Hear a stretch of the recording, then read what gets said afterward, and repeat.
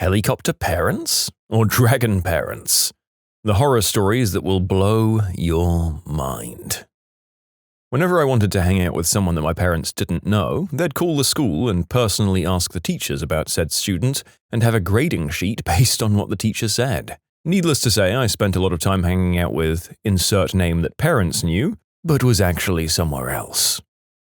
My parents once called the police when I didn't answer the phone for an hour. I was 17 and sleeping. I reckon that's at least $200, at least in Maine, for prank calling the police, or calling without a reason. They read my diary when I was like 12, didn't speak to me for weeks afterwards, as it was apparently offensive to Islam. My mum read my diary last summer. I was grounded. I don't even know why. I only talked about my crushes, school, and sports. Nothing special, wasn't taking substances, nothing bad. I was just grounded for not confiding in your parents. Gee, I guess I really can trust you for reading my personal collection of thoughts and secrets that's undeniably private. I'll tell you everything now. In high school, my dad forbade me to talk to anyone remotely male. After being caught at the bowling alley on a double date with my boyfriend, he threatened to taser me in the car home in front of my friend.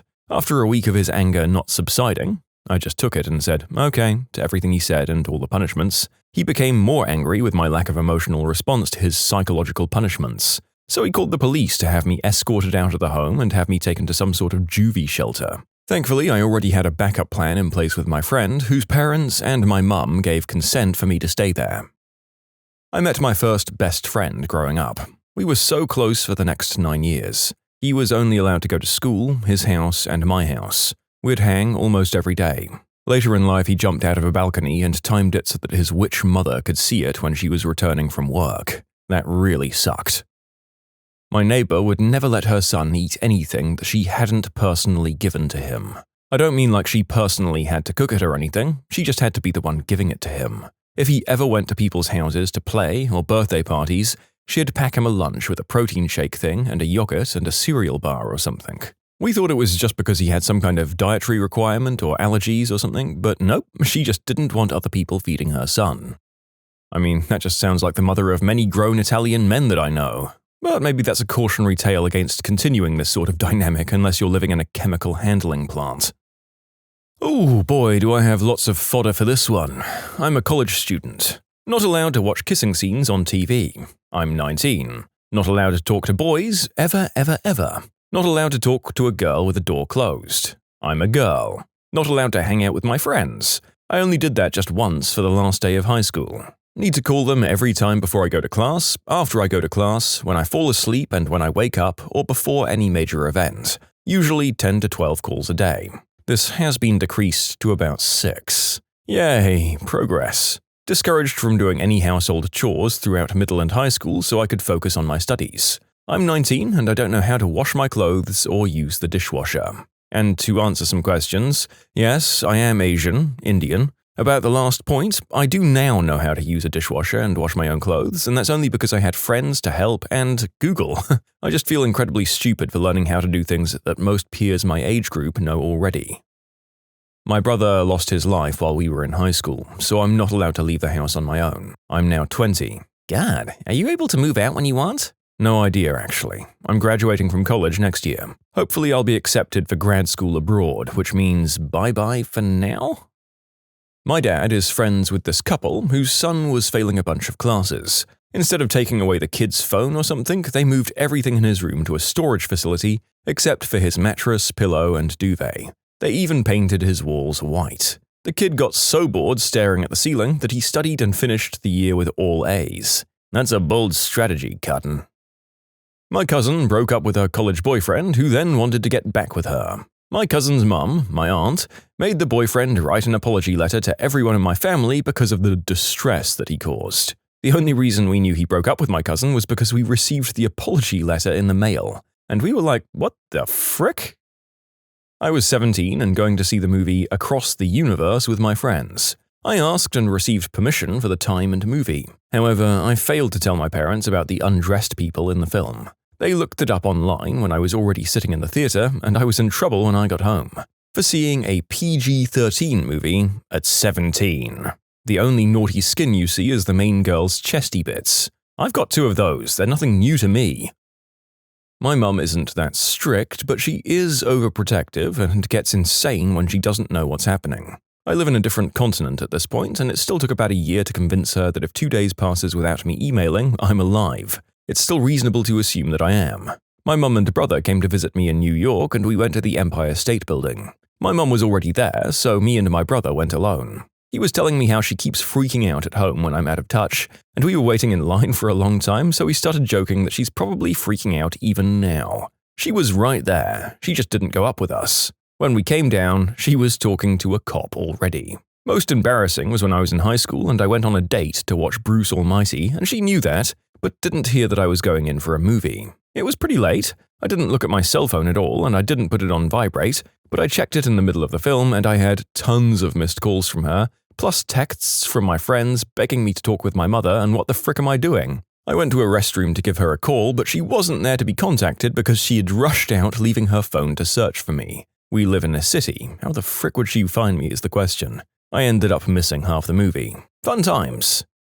Reminds me of the time I took my little sisters for a hike, and I took a little longer than expected. There's no phone service in the forest. About half a mile from the parking lot, a car pulls up and the driver asks if we're the blank family. They start laughing and say that our dad, my stepdad by the way, is frantically looking for us. They give us a ride back, and I'm greeted by the park rangers and a very angry stepdad who was sure we were eaten by a bear. It's the most embarrassing moment of my life. I was 21. Hey, did anyone else have a stepfather who forced them to vacuum the front lawn daily? Anybody? Just me? Okay. I went to high school with a girl who graduated with honors, aced the SAT, and got into a very prestigious university, one of the top 20 in the US News. Her parents didn't want her away from their supervision and made her go to a community college for 2 years and then finish her degree at a much less prestigious university in the same city. She had to live at home and commute to campus. When she graduated, they informed her that she was now allowed to date and have a boyfriend if she wanted, but still had to live at home until she got married. And no, they're not immigrants from a conservative country, nor are they religious. I wasn't allowed to watch Rugrats as a child because Angelica was too mean. The kids in the show were younger than I was, and I couldn't watch it. I've heard of a lot of kids with this rule. It's so stupid. Yeah, same. I had a friend who wasn't allowed to watch it because Angelica made her act sassy. Apparently she'd start emulating Angelica every time she watched the show. She was pretty sassy regardless of Angelica's influence anyway. I see. So Angelica was the scapegoat for that kid being kind of a jerk. I love that someone might desperately cling to the idea that something else was causing this and refusing to admit that they might just be a bit of a brat, as most kids are wont to be at some point in their upbringing. My 18-year-old girlfriend of 3 years, I was 19, told her mom that we were doing the deed, and she banned us from talking and filed a restraining order. Haven't talked to her since then. Ugh. When I was 17, I snuck out and slept with an 18-year-old guy I knew from school. My parents found out. I wasn't allowed to go on a date with him because he hadn't been over for dinner and vetted yet. Huge trouble, much wailing and gnashing of teeth, etc., etc. Fast forward to a few months later, and he was visiting my high school, and my mum, who was a substitute teacher at the time, sees him in the hall and proceeds to shout, "That's the boy who committed the unspeakable act on my daughter!" Facepalm. Oh my god, she could have literally ruined the rest of his life by saying that. Yeah, and I jumped all over her about it later. A teacher that thought she was nuts pulled her aside, scolded her, and then told me later. I had to insist several times that it was 100% consensual. She refused to believe me. My parents tended to get ideas in their heads and then try to convince the rest of the world that it was fact. It was weird, to say the least. My mum called the police on me once because I was an hour late and wasn't answering the phone. I can't be out after dark. 9 p.m. lights out on a school night. Can't sleep over at anyone else's house that isn't family. I thought this would stop once I turned 18, but no. Last year at Old Miss, a mother tried to go through sorority recruitment with her daughter. She dressed up like a freshman woman and tried to sneak into her daughter's recruitment group and attend the recruitment parties with her daughter. The recruitment counselors figured it out pretty quickly, and the Greek life office had to have someone escort her out. I can't imagine how she thought her presence was going to help her daughter. You can submit your own stories to be featured here on the channel. The story submission link is in the description below. Don't forget to subscribe to Am I the Genius? My childhood friend was not able to sleep over at other people's houses until she was a senior in high school. Her mum had known me since grade school, and she still wasn't able to sleep over. Her mum also forbade her from going out of the house unless she kept her cell phone on her at all times and called her mum once she got to wherever she was going, and then once every hour after that. She has an older sister that moved a couple of hours away because of her parents. One day, her sister didn't pick up the phone the first time they called. Her mum assumed the worst and drove to her sister's house, only to find out she didn't pick up because her phone was out of battery. My friend's in college now, and her parents told her she was to pick from a nearby college, otherwise they wouldn't support her. They bought her a condo near the university she goes to, so she'll be stuck living by them until she finishes paying them back for the condo. Can you imagine being stuck in one major area for your entire life? You wouldn't even be able to look for a better job across the country because you're stuck living in one place. It would drive me crazy. One winter, I was in high school. I was going to a friend's house who lived about a quarter mile down the road. My dad told me I couldn't walk because it was icy out. I said, "Can I drive then?" And he said, "No, it's icy out." He then insisted on driving me and having me call him to pick me up later on. Then a couple of months after I graduated from college, shortly before I moved away for a job, I was hanging out with a friend at about 11 at night and my dad called me and told me to come home, because it was too late for me to be out. I was too old for him to be calling me that, and I hung up. Well, at least one of these stories involves standing up for oneself. I did plenty of arguing about him insisting on driving me, but it's a lot easier to put up a fight against your parental nonsense when you're a grown adult than when you're a teenager at risk for punishment for being, quote, disrespectful. I wasn't allowed to leave to go to college. I go to the local university and I live at home.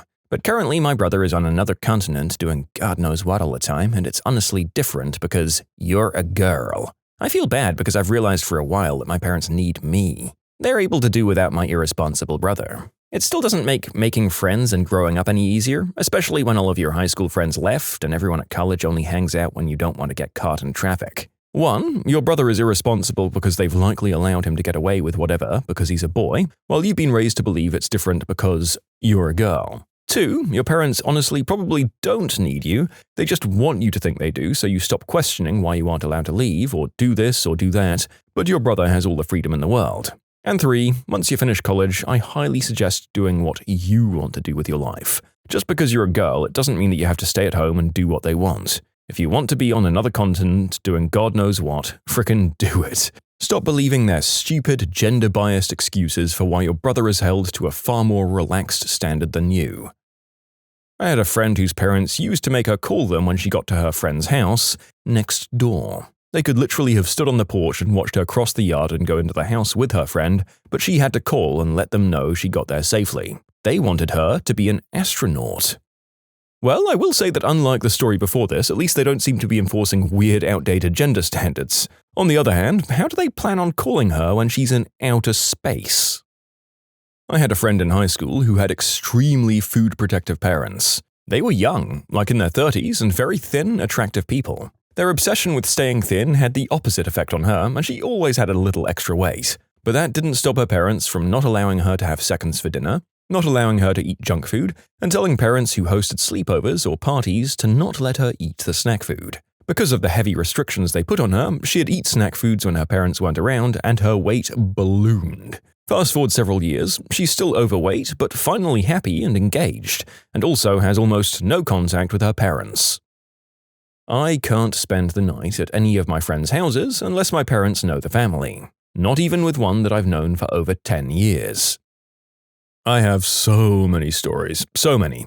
The most ridiculous one happened a few weeks ago, and thinking back, it only really makes me laugh. So I'm 20 right now, and I commute to go to college.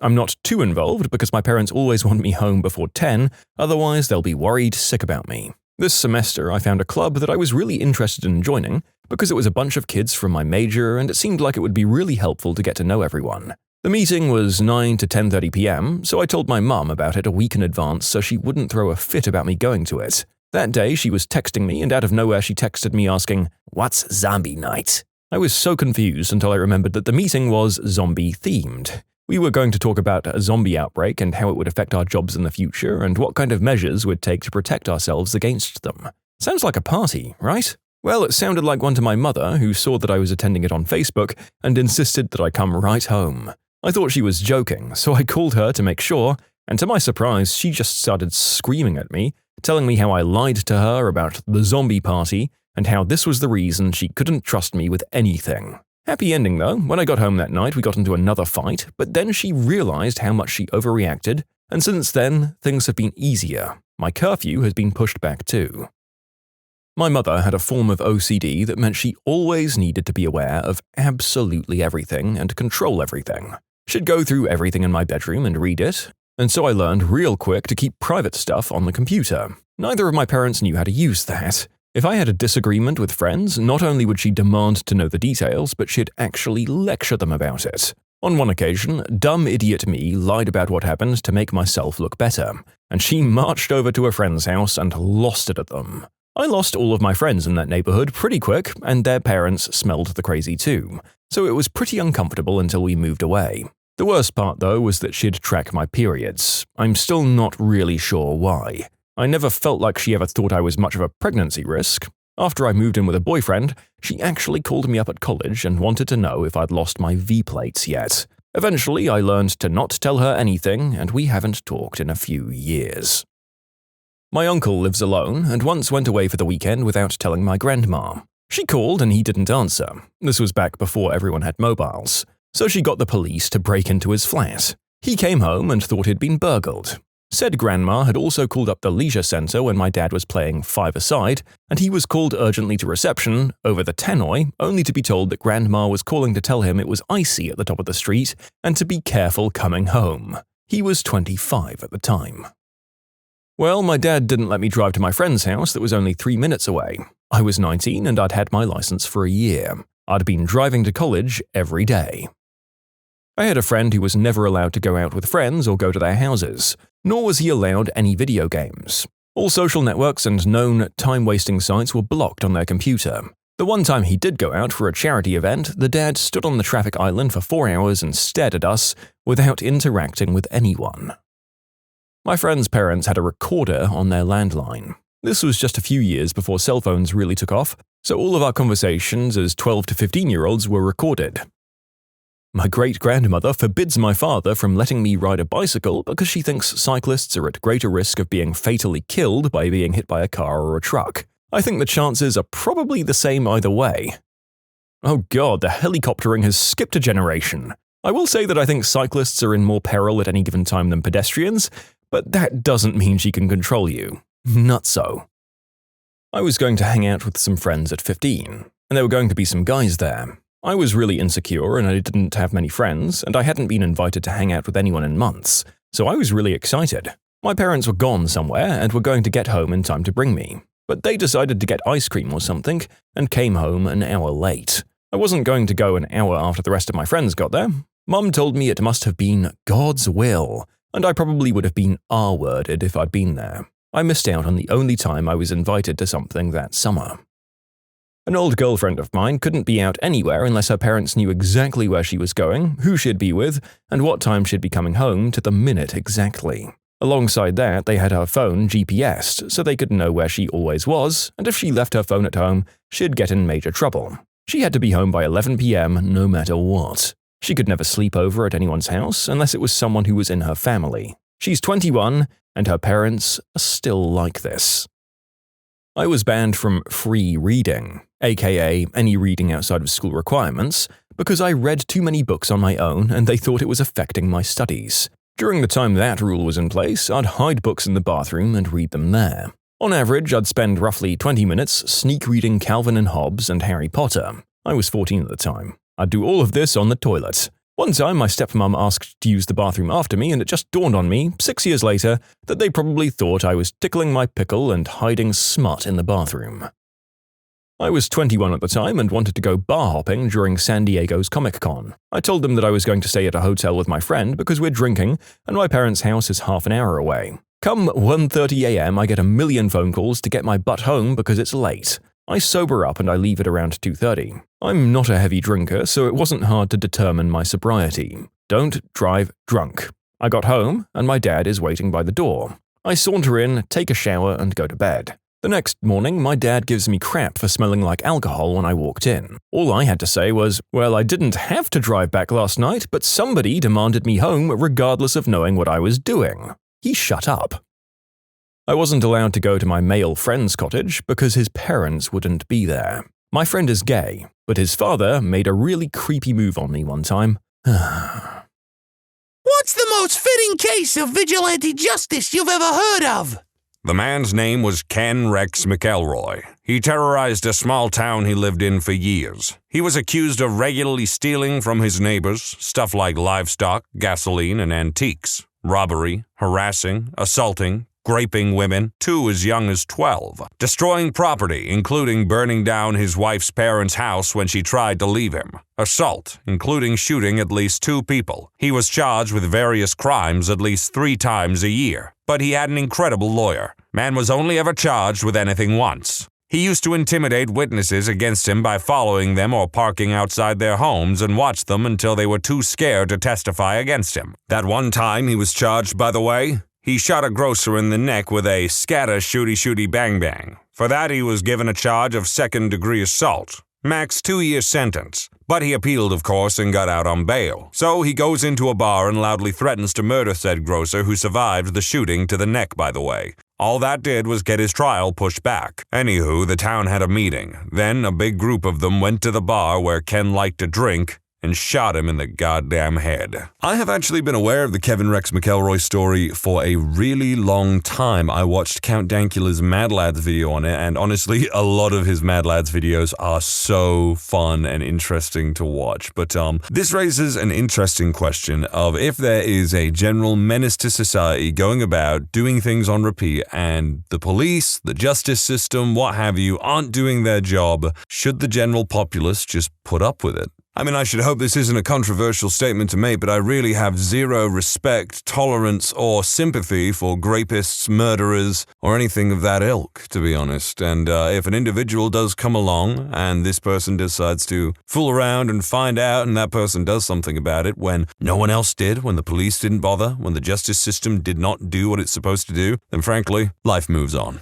Another case, Yaku Yadav. To quote the Wikipedia article, he was an Indian gangster, robber, home invader, kidnapper, serial rapist minus the G, extortionist, and serial killer. He terrorized a poor slum to the point nearly every single woman in this community had been assaulted by him, and the daughters were just kept inside. He never got in trouble, though, because he bribed the police and only targeted Dalits. Basically, the untouchable caste in India. Seriously, the list of crimes is horrifying, just skimming the article. It all came to a head when he turned his attention on a young woman who was studying to go to college and help the community. She stood up to him, and it ended with her threatening to blow up her house if they broke in. She called the police during the standoff, but they never came. That was the last straw for the neighbors.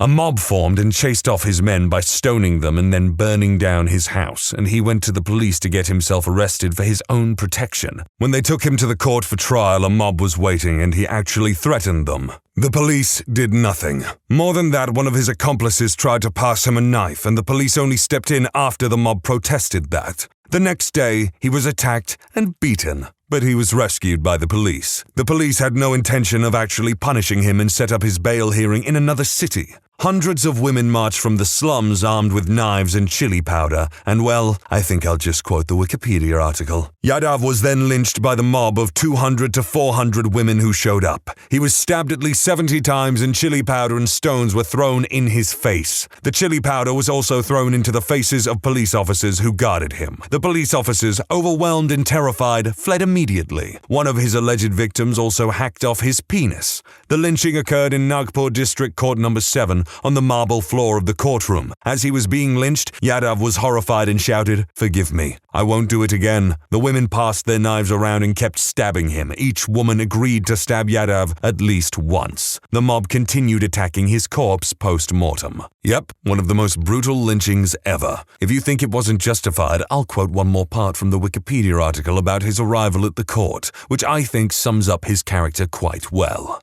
Yadav walked in and was confident and unrepentant. At about 2:30 to 3 p.m. when Yadav appeared, he saw a woman he had assaulted. Yadav mocked her, called her a prostitute, and said he would do it to her again. The police laughed. Even when faced with a mob of his victims, he was still mocking them.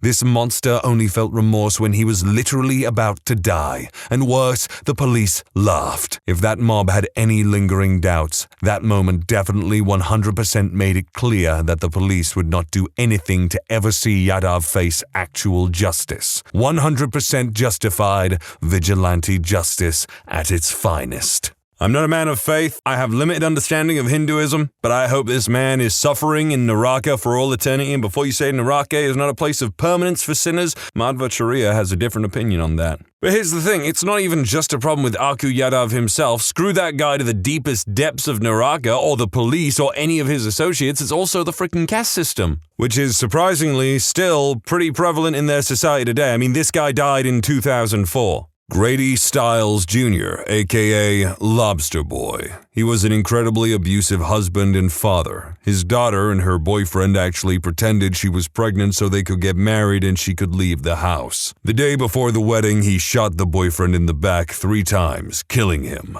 He actually confessed at the trial and was found guilty of third-degree murder. However, the jail wasn't equipped to deal with his condition. He required a wheelchair due to his condition, and so he was instead sentenced to 15 years probation. He went back to being an abusive monster to his family, but it was even worse than before. He regularly reminded them he got away with murder once and he could do it again. Somehow, he convinced his first wife to remarry him during this time, which I'd say was the worst mistake she ever made. In the end, his stepson and possibly his wife, though they all claim she had nothing to do with it, hired a fellow circus performer to murder him because his entire family believed he would murder her. I'm not exaggerating. In interviews for the ID show I saw about the case, every family member made it clear that if he lived, he most likely would have killed her at some point. It wasn't a matter of if, but when. His death is one of the only murders outside of self-defense that I think is 100%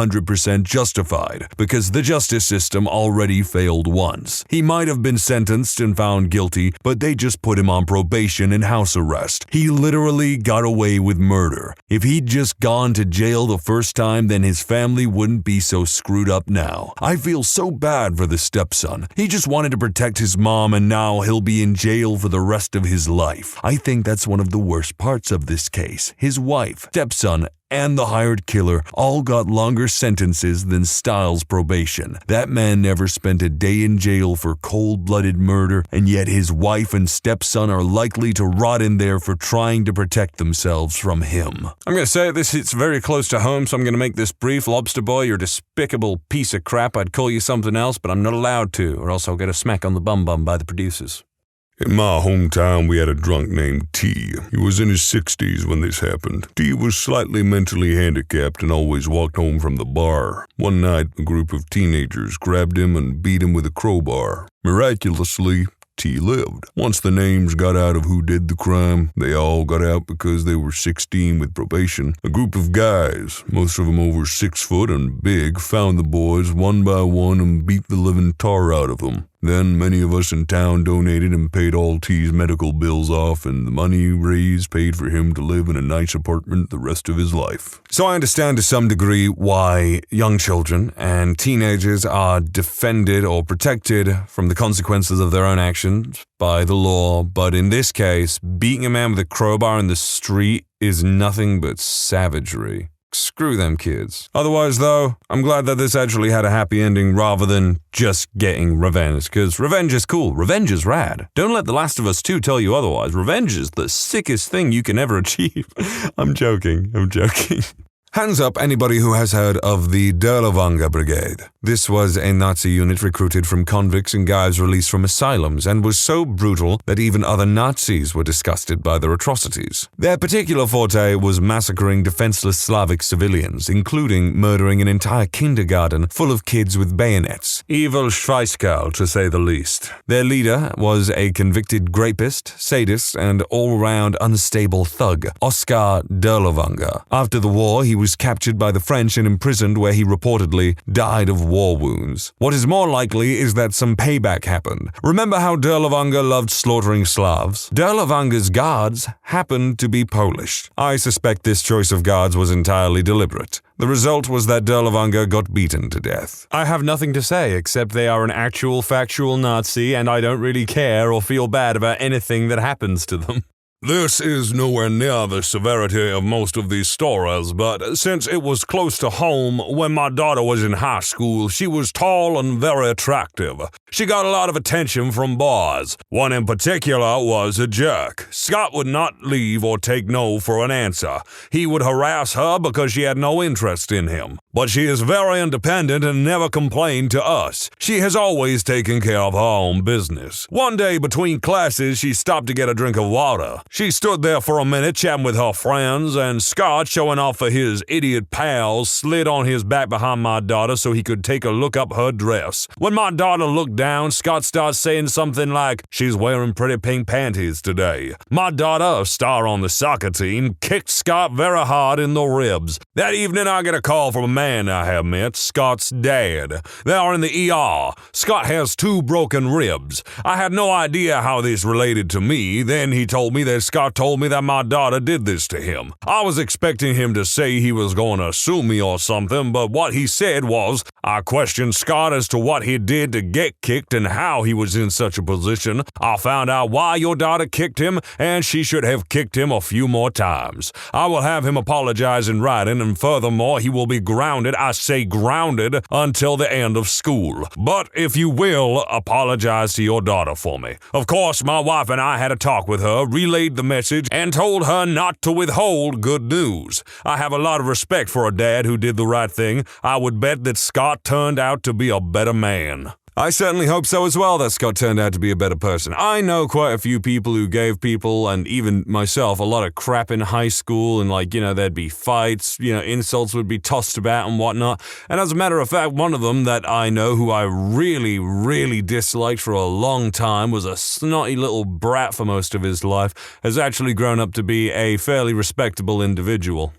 TLDR, father gets ultimate revenge on a pedophile who'd raped his son and got away with it in court.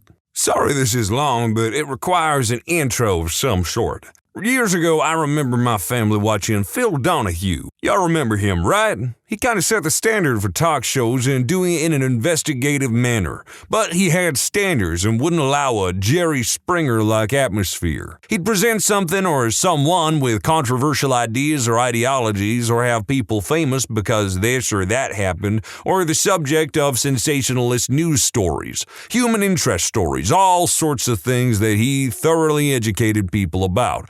Then he'd let his audience have the floor to ask questions freely. Anyway, one episode was a man about 40s or so. He'd just been, I think, either acquitted or done some time. I don't remember that part. But he had a son that was raped by a pedophile, and his son had been forced to testify in court at maybe age 9 or 10 and had to give extremely horrible and graphic testimony retelling of what the man had done to him, to the point he got sick on the stand and began vomiting. It was obviously horrendous to have been forced to watch, being the boy's father and mother. Well, the pedo got a not guilty verdict for a lack of physical evidence, regardless of what the little boy had said on the stand, something that happens all too often. So the father, who was a religious man, and I think they were from Texas, if I'm not mistaken, broke into the pedo's home and basically, I guess, held him at shooty bang bang point and told him, "You and I are going to pray." He told the pedophile, "Yes, you and I are going to pray.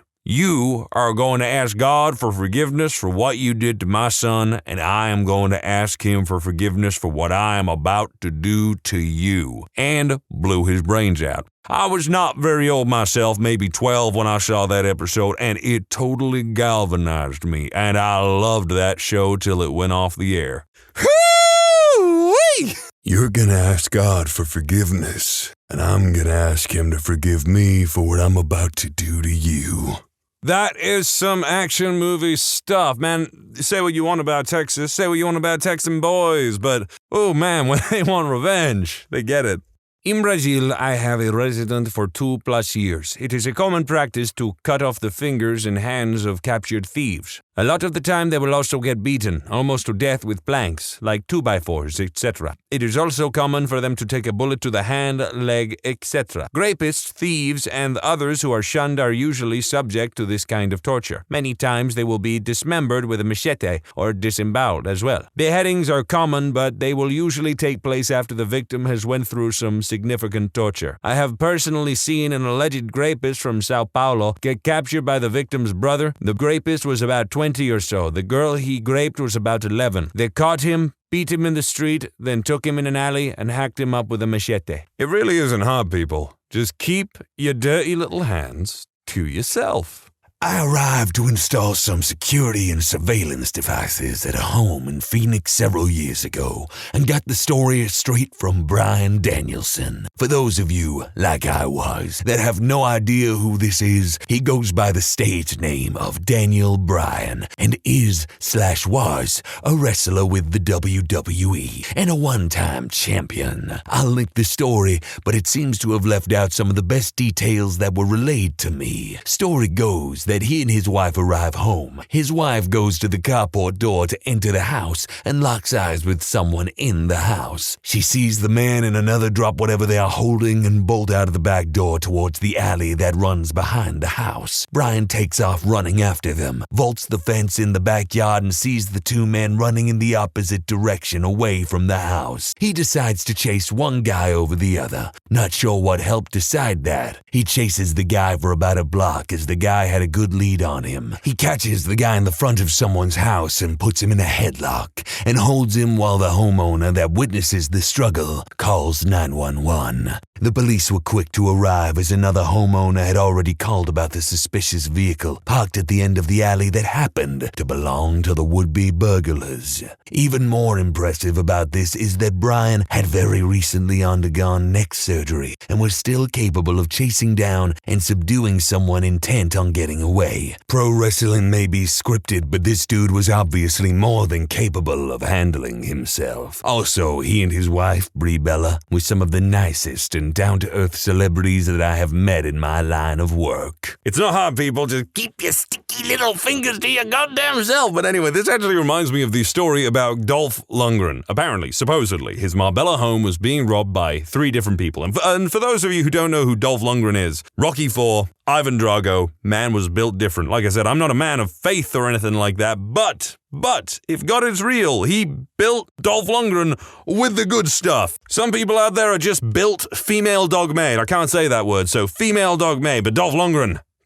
is built different. So these 3 masked robbers are apparently robbing his house in Marbella or something. They've tied up his wife, but then upon seeing a family portrait and seeing that Dolph Lundgren is in said family portrait, suddenly fear for their lives, because what if Dolph Lundgren comes home? Oh man, don't say that, screw this. And they leave. They just drop everything and just leave immediately. And honestly, I don't blame them.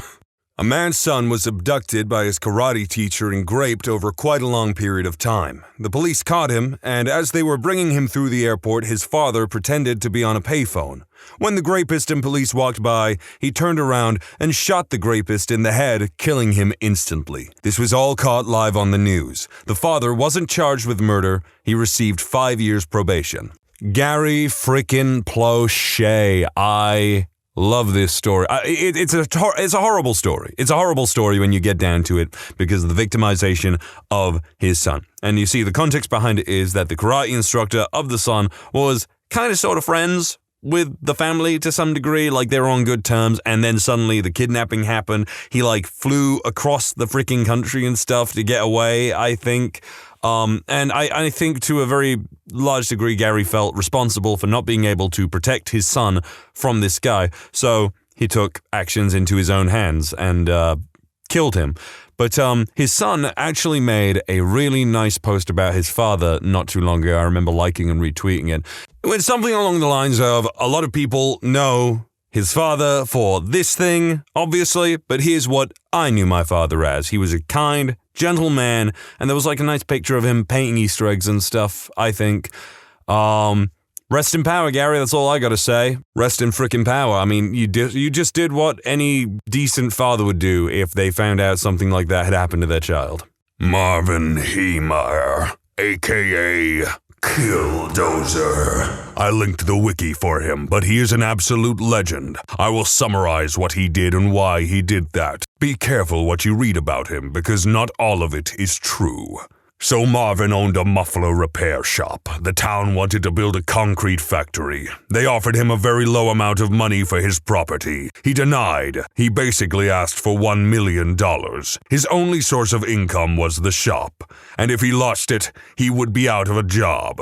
They end up not buying his shop and building it right outside of his shop. In fact, it blocked the way he got from his house to his shop. Cue zoning disputes. He petitioned to no avail to get them to move it. Multiple times, may I add. Many other things added to his rampage. He was fined for many things from the city council, likely as revenge. In fact, they expected him to pay $80,000 to connect his shop to a sewer line that was too far away. After the factory was built, it was impossible for him to even connect it. The rampage. You have to know he did not kill anyone besides himself. He actually stopped in front of the buildings that had people in them to let them out. Some people claimed that he fired at police, but it was known he fired at propane tanks. He had a list of buildings to destroy, and he destroyed all of them. There was a local Catholic church and names of people who wronged him. We don't know if he planned to kill these people or why the church was there. In fact, he believed God willed him to do what he did, and that was the reason he wasn't given a wife or children, so he could do it without remorse for them. His tank was a bulldozer that he suited with armor, a foot thick in some places. He used metal and concrete using his welding skills to hold it together. He made 2 shooting holes, and it was resistant to explosions and small arms fire. In the end, after it stopped moving, he deleted himself with a shot in the head. It was estimated he did around $10 million worth of damage. Now, if you believe what he did was wrong, that is your opinion. The police didn't help him. The city council didn't help him. The mayor didn't. No one did. He took it into his own hands, which is what vigilante justice is. Killdozer. What's the worst case of rich kid syndrome you've ever seen? My roommate refused to go with his family for spring break since there wasn't a flight with first class seats and only business class was available. He ended up taking the connecting flight that did have first class available while the rest of his family just took business on the direct flight. You gotta be comfortable, you know, business class, the new cattle class. Wouldn't exactly call it rich kid syndrome, but it took me a little while to get used to my GF's lifestyle. I grew up in a very working class family, with both parents working full time just for us to stay afloat. Went around my GF's house and saw a lady making food in the kitchen. You must be Mrs. Surname. Trying to be really polite, and I introduced myself to her family. That was actually their maid. It was awkward. Luckily, they're all really down to earth and stuff, cause turns out that her parents were basically homeless and living out of a storage space when they were my age. But her parents started up a little business and actually became really successful enough to support them. And they just kept growing. That makes sense. People who come from humble beginnings often turn out to become decent people when and if they get rich. The maid comment reminded me of this moment when I was traveling with my friends. For some context, I was the only Latino in the group of my mostly white friends, and on this trip we stayed at another friend's family's house. We woke up to an older Mexican woman cooking breakfast.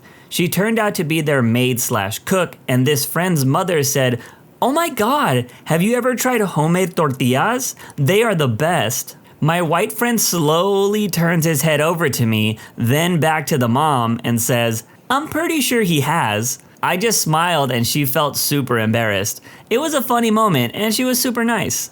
The dude who relentlessly bullied me in school was also the son of one of the richest people in the city.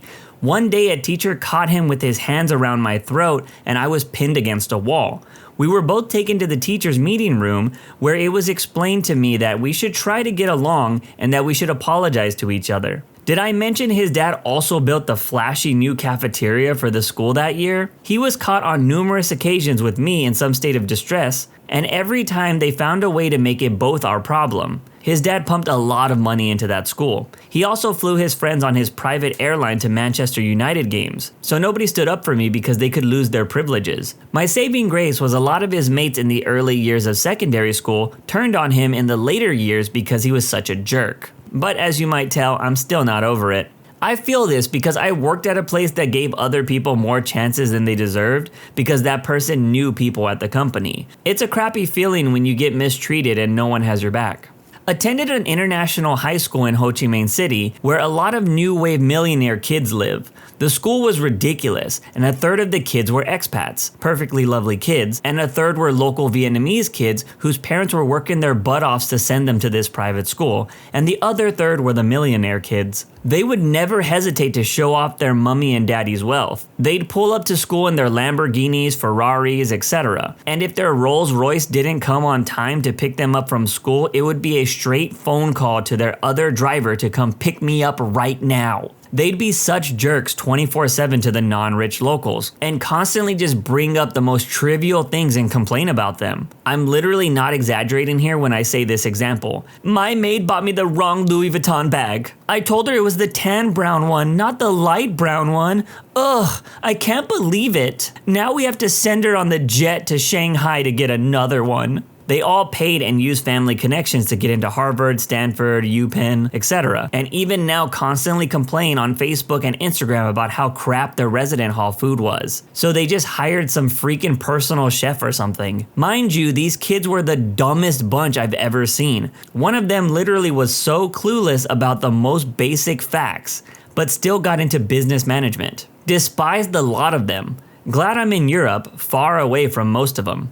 When I was in high school, if you just had a car that worked, you were popular. Group of rich high school kids in Montana out driving around, drinking. Found 2 combines, large farm tractor thingies, worth about $250,000 each, out in a wheat field. Decided to have a demolition derby.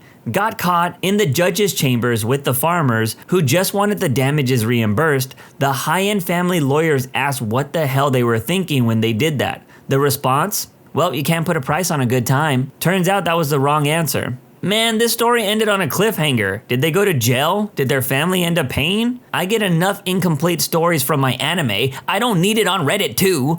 He was 25 when I knew him. His father owned the oil fields. He had credit cards that he used for anything and everything, that they paid the balance off every month. He never even kept track of what was charged on it. He just bought whatever caught his fancy. He openly and shamelessly admitted that he had offered his college professors money to give him passing grades. One day he was cranky about something and said, "I wish my parents would just die so I could have their money. Why should I have to wait?" Sounds like his parents should find out how he really feels and leave him with just $1 in the will. Back in high school, we were doing one of those icebreakers where you passed the beach ball around and whoever caught it had to answer the question their thumb landed on. Well, this kid who had proclaimed being rich numerous times before, talking about his parents owning a known pizza place and how he drives expensive sports cars, caught the ball, and his question was, if you won $1 million, what would you do with it? His response was somewhere along the lines of, $1 million wouldn't make any difference in my life. Thanks a lot, Brad. You just ruined the game. Stupid Brad, always messing things up. I once had a mom ask if I could open the back of our ambulance so her kid could see what was inside since he wanted to be a fireman. I'm a medic, not a firefighter. I agree as long as he doesn't touch anything. Of course, the second the door opens, the kid hops in and goes straight for our expensive monitor. I tell him no, that it's dangerous and it could break, to which he starts screaming, "I don't care, my mom will buy it." And the mom says, "It's fine, just let him play with it. If it breaks, I'll replace it." I had to physically pick him up and carry him out of the ambulance since she didn't try to control him. While this is happening, we get paged out for a call and this lady suggests that she could pay double our hourly rate if we just stay for a few more minutes. Just so her little punk could explore/destroy more of our equipment. Get the hell out of here with that crap, lady. You're willing to delay an ambulance so you won't have to deal with your precious little Joey's tantrum? Unbelievable. What would have been funny is if the kid used the shock panels and he flew out of the ambulance. A very distant relative of ours, some weird branch off the family tree, offered her son a bribe of an entire apartment building if he finished his undergraduate accounting degree. I just went, huh? So you get an immediate investment after graduating and you can rent out a place for mega dollars? My significant other has a rich aunt and uncle with only one kid. When he graduated college, his gift was a complex that brings in enough money for this kid to retire on. But if you ask him, he's self-made. I will never understand how rich kids can claim to be self-made. Maybe it's them just wanting to try and fit in. I don't know about rich, but just spoiled. My cousin insisted on a $15,000 wedding ring and a $30,000 wedding. She and the groom made $25,000 a year combined. Her dad paid for everything. They divorced within 6 months. Looks like she wanted a wedding, not a marriage. I have a kid in my MBA cohort that outsources his work and projects to India. He barked and moaned when one of our professors gave him a C when he only showed up to 2 classes after his dad donated $10,000 to the school. Overall nice guy, but doesn't have a clue. Had this one kid who dramatically threw down his smartphone on the ground in a mock frustration. Broken phone was replaced with few to no questions. I did that, but with an old flip phone so it didn't break. Got a few laughs when the battery flew out, and more when I picked it back up and it still worked. I chucked it halfway across the football field once, and that thing stayed intact. I went to middle/elementary school with some very wealthy people. Typically, I was oblivious enough to not realize it, but 2 instances come to mind. In 5th grade, we did an exchange trip type of thing with some kids in Canada. On the flight over there, one of the classmates said, "Wow, this is crazy. I've only ever flown first class before." Later, in 8th grade, I was at the same kid's house, an absolute mansion on top of a hill with the long landscaping entrance driveway, marbled floor entrance hall with stairs winding up either side, etc. And he and a girl, who had been dropped off in her dad's newer Ferrari, started having a discussion comparing the merits of their relatives' in-home movie theaters. Like, not just a living room with a cool AV setup, but full-on movie theaters with road seatings that could fit about 50 people. My family wasn't poor, but that was when I realized that we weren't rich either. I deliver pizzas in a very rich area. I'm talking seeing Rolls Royces and supercars on a daily basis kind of rich. My manager told me a story of someone that used to work there. This guy would deliver pizzas in a brand new BMW M3 and just put absolutely no effort into his job. Delivering pizzas isn't hard. Apparently this guy only had a job because his parents wouldn't pay his allowance if he didn't work. How much was his allowance, you ask? $5,000 a month. This guy was making $60,000 a year to deliver pizzas part-time. That's actually super common in wealthy families. An acquaintance of mine has the same deal with his parents. Work 40 hours a week and get $100,000 a year in allowance plus $15,000 a month for the mortgage being paid. Excuse me, $100,000 allowance? No wonder rich kids are out of touch. Brought my college roommate to my mom's house for Thanksgiving because he lived in a different state and I was only 15 minutes from campus. I gave him a quick tour of our house and he was astonished how clean it was. My mom's a neat freak and keeps a very clean house. He then said to my mom, "Wow, you guys must have a really good maid service." I've never seen my mom laugh that hard before. 2 girls, both nice and fairly level-headed, but also just raised too damn rich. One would take a taxi everywhere in town. It was a very safe small college town with the free campus buses, and she'd taxi across campus.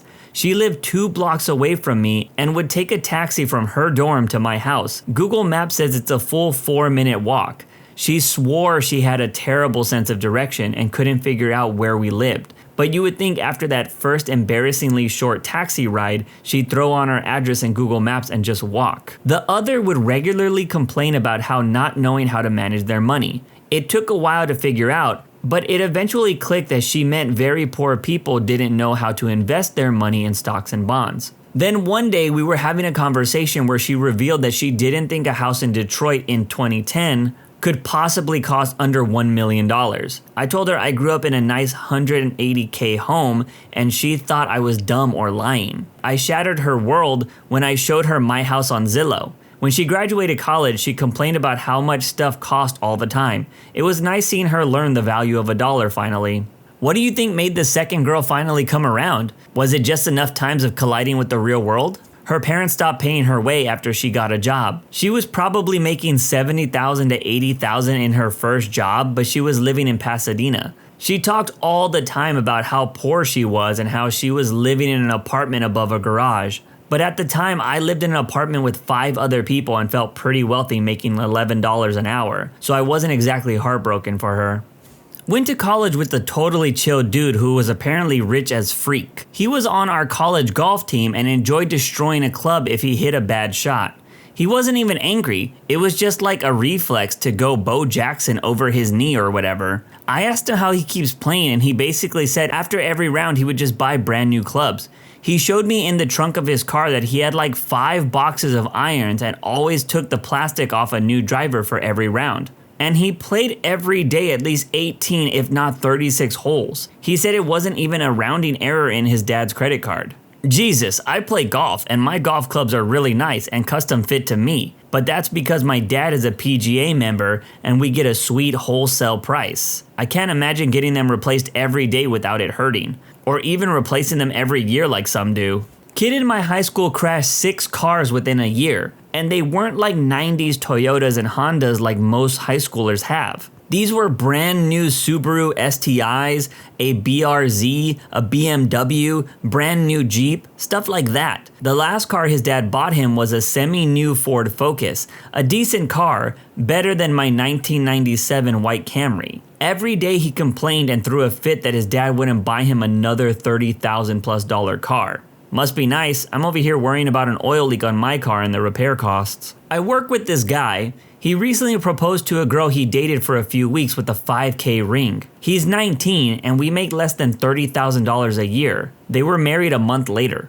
One of the kids in my grade bought bags of angel dust to senior prom. Not only did his parents let him go, the police did too. Now I believe he's in engineering program at Yale. A kid that used to work for me came in work super pissed off one day. I asked him what was wrong, to which he replied, "My freaking maid didn't make my bed again, and my dad still won't fire her." I used to work for a family that had a cleaning lady every other day. None of the kids made their own beds, made their own food, washed their own dishes, hell, never even loaded a dishwasher. They just left them on the table for someone else to pick up. They had never done their own laundry either. When the son had football practice, I watched a teenage boy have a goddamn meltdown, sobbing and cursing about their maid for not throwing his uniform into the wash, and he didn't know how to do it himself. Their 2 oldest are about to have a very interesting freshman year in college. When I was in college, I roomed with a girl like this. Her mom did everything for her to the point where she couldn't function like a normal adult.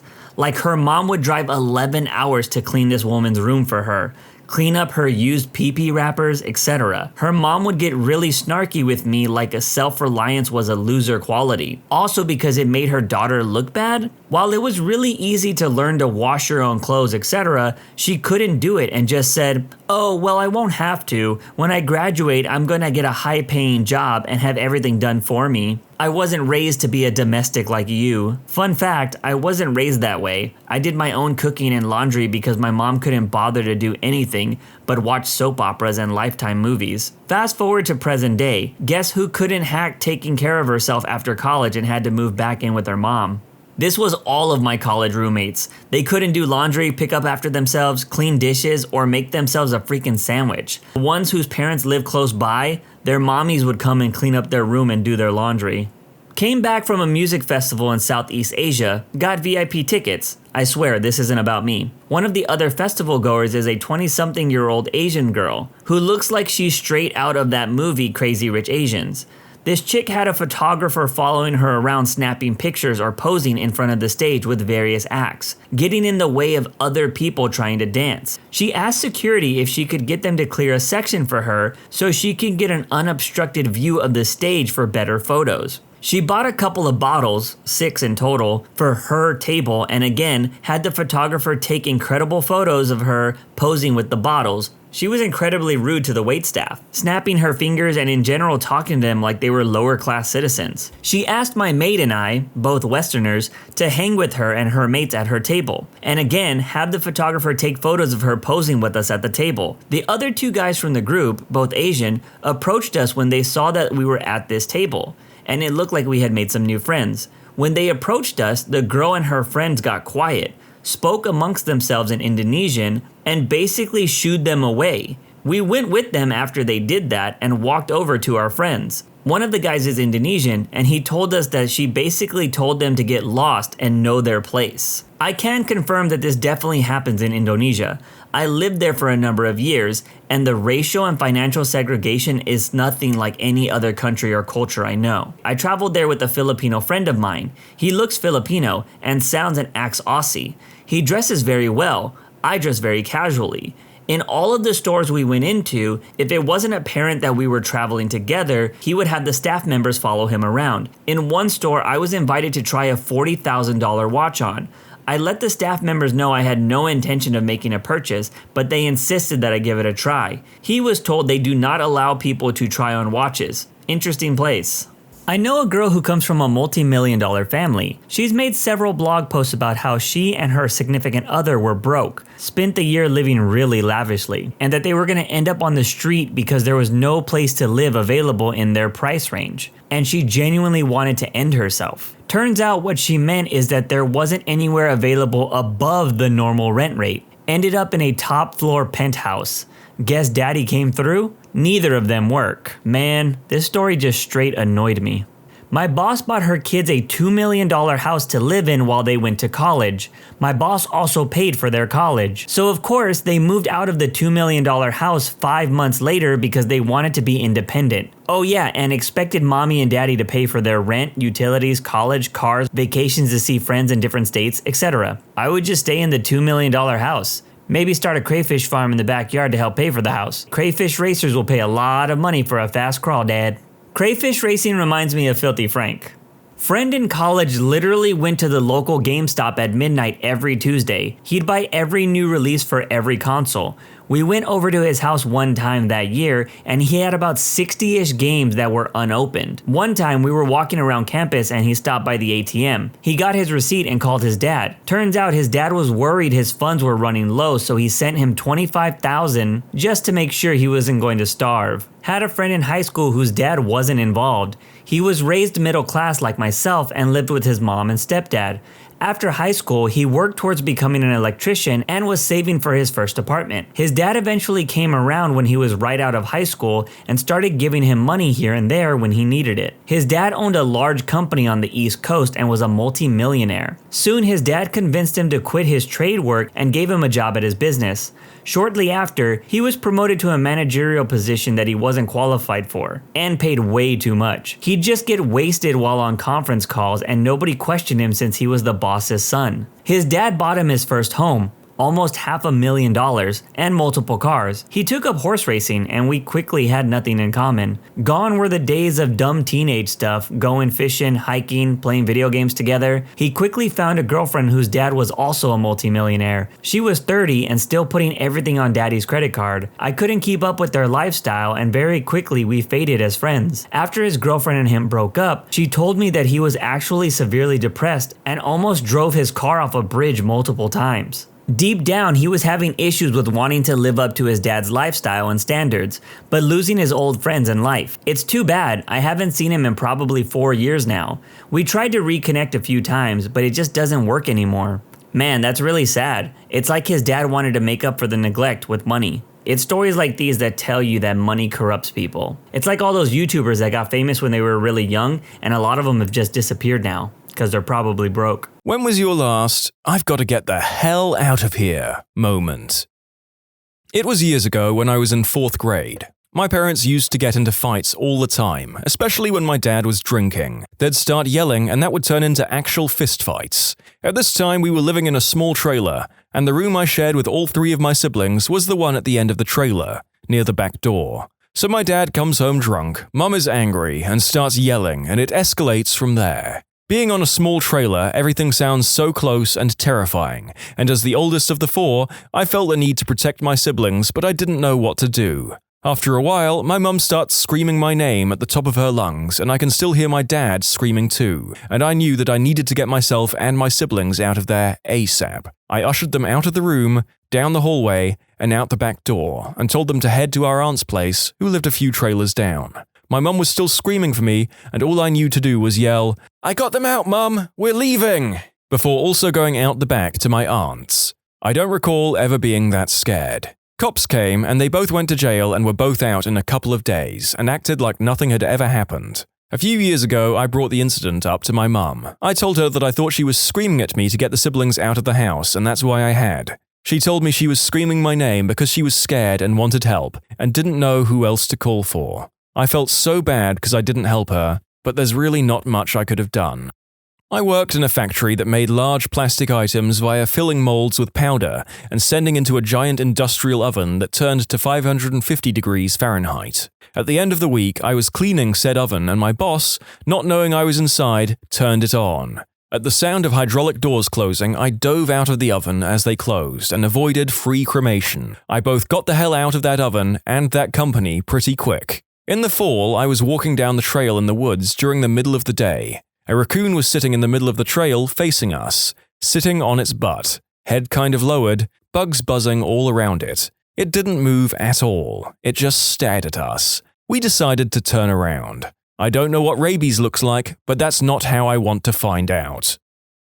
On the New York City subway, I watched a grown man pull his pants down and use the support rod in the middle of the train as leverage to take a wicked steamy dump while making aggressive eye contact with me and a few other passengers. Hey, when you gotta go, you've gotta go, man. I gave my ex a ride to his court hearing for hitting my daughter. I pointed out to him that inside there was a sign that said no cell phones, and that I would run our phones out to the car and be right back. I felt like my heart was going to break my sternum and I had tunnel vision as I had called my sister and told her I needed her and her husband to come with their pickup truck to my house right now because I had a small window to get as much of my daughter's and my possessions out of my house before he was released from court. Just as we were wrapping up, I saw him running down the street like Usain Bolt right for me. I yelled for them to drop what they had and get in the truck and go. Just as I close my car door, he runs and tries to smash it open. I fumble with my keys to get the engine started. He then stands in front of my car, blocking my path. I dismissed my burning desire to run him over and threw it in reverse and smashed the gas pedal down the block to the next street. I'd like to say things got better after that, but that was just the beginning of the worst year of my life. Now I'm past all of that and living a better life. I was at a marketing recruitment presentation in college, and this guy started talking about how we would be able to go to Disneyland and buy Ferraris if we just signed up for his exclusive elite program. We just had to make a small down payment right there in the auditorium, and we shouldn't talk about it with friends or family because haters online had damaged the company's reputation. It was Amway, and the guy was Charlie D'Urso. Was in New Orleans interviewing for a job that required driving a company vehicle 10 hours a day that had valuable specialty equipment. Interview is going great and we get to the part about pay. Guy goes, "We can offer you $10 an hour." A big smile came over my face and I leaned over to shake his hand. He thought I was agreeing. I was telling him bye. Popeyes pays around $15 an hour here.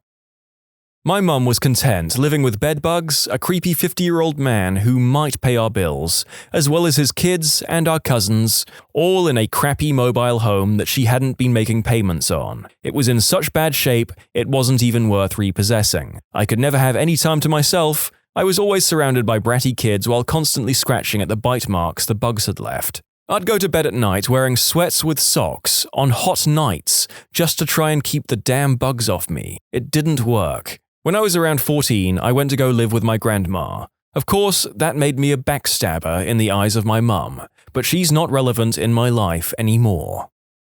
I pulled into a gas station to fill up my car at 4 a.m. on the way to work. The station was well lit and actually pretty busy, so I didn't feel unsafe. I pulled up next to a pump, got out, and just when I put the nozzle in, I heard someone trying to get my attention. He asked if I could call his girlfriend to come pick him up. I called one number, voicemail box full. He gave me a second number, mailbox also full. Then he asked if I had jumper cables and if I could give him a jump. I agreed, thinking the van he was nearby was his vehicle. Then, after I agree, he tells me the story of how he got there. According to him, his car had broken down at another gas station up the street. He said it was closed, so he couldn't get any help. So he borrowed a bike from someone and rode it down to this gas station. Then he went into the gas station to leave the bike there. As soon as he started walking away, my brain started racing and pointing out all the things that didn't add up about the story. First, all I could imagine in those voicemail boxes were a bunch of people going, Your boyfriend is stuck at a gas station. Then I thought about how in the hell he would legitimately borrow a bike from someone at a closed gas station in the middle of night, in the middle of winter. At that point, I decided it was time to get the F out of there. Thankfully, I hadn't pumped any gas yet, so I quickly put it back on the pump, got in my car, and tore out of there. I actually felt a little bad because what if he actually needed help? But then I reminded myself about him borrowing a bike in that situation, how he was trying to get me to a dark, secluded secondary location. This dude was absolutely trying to rob and murder me.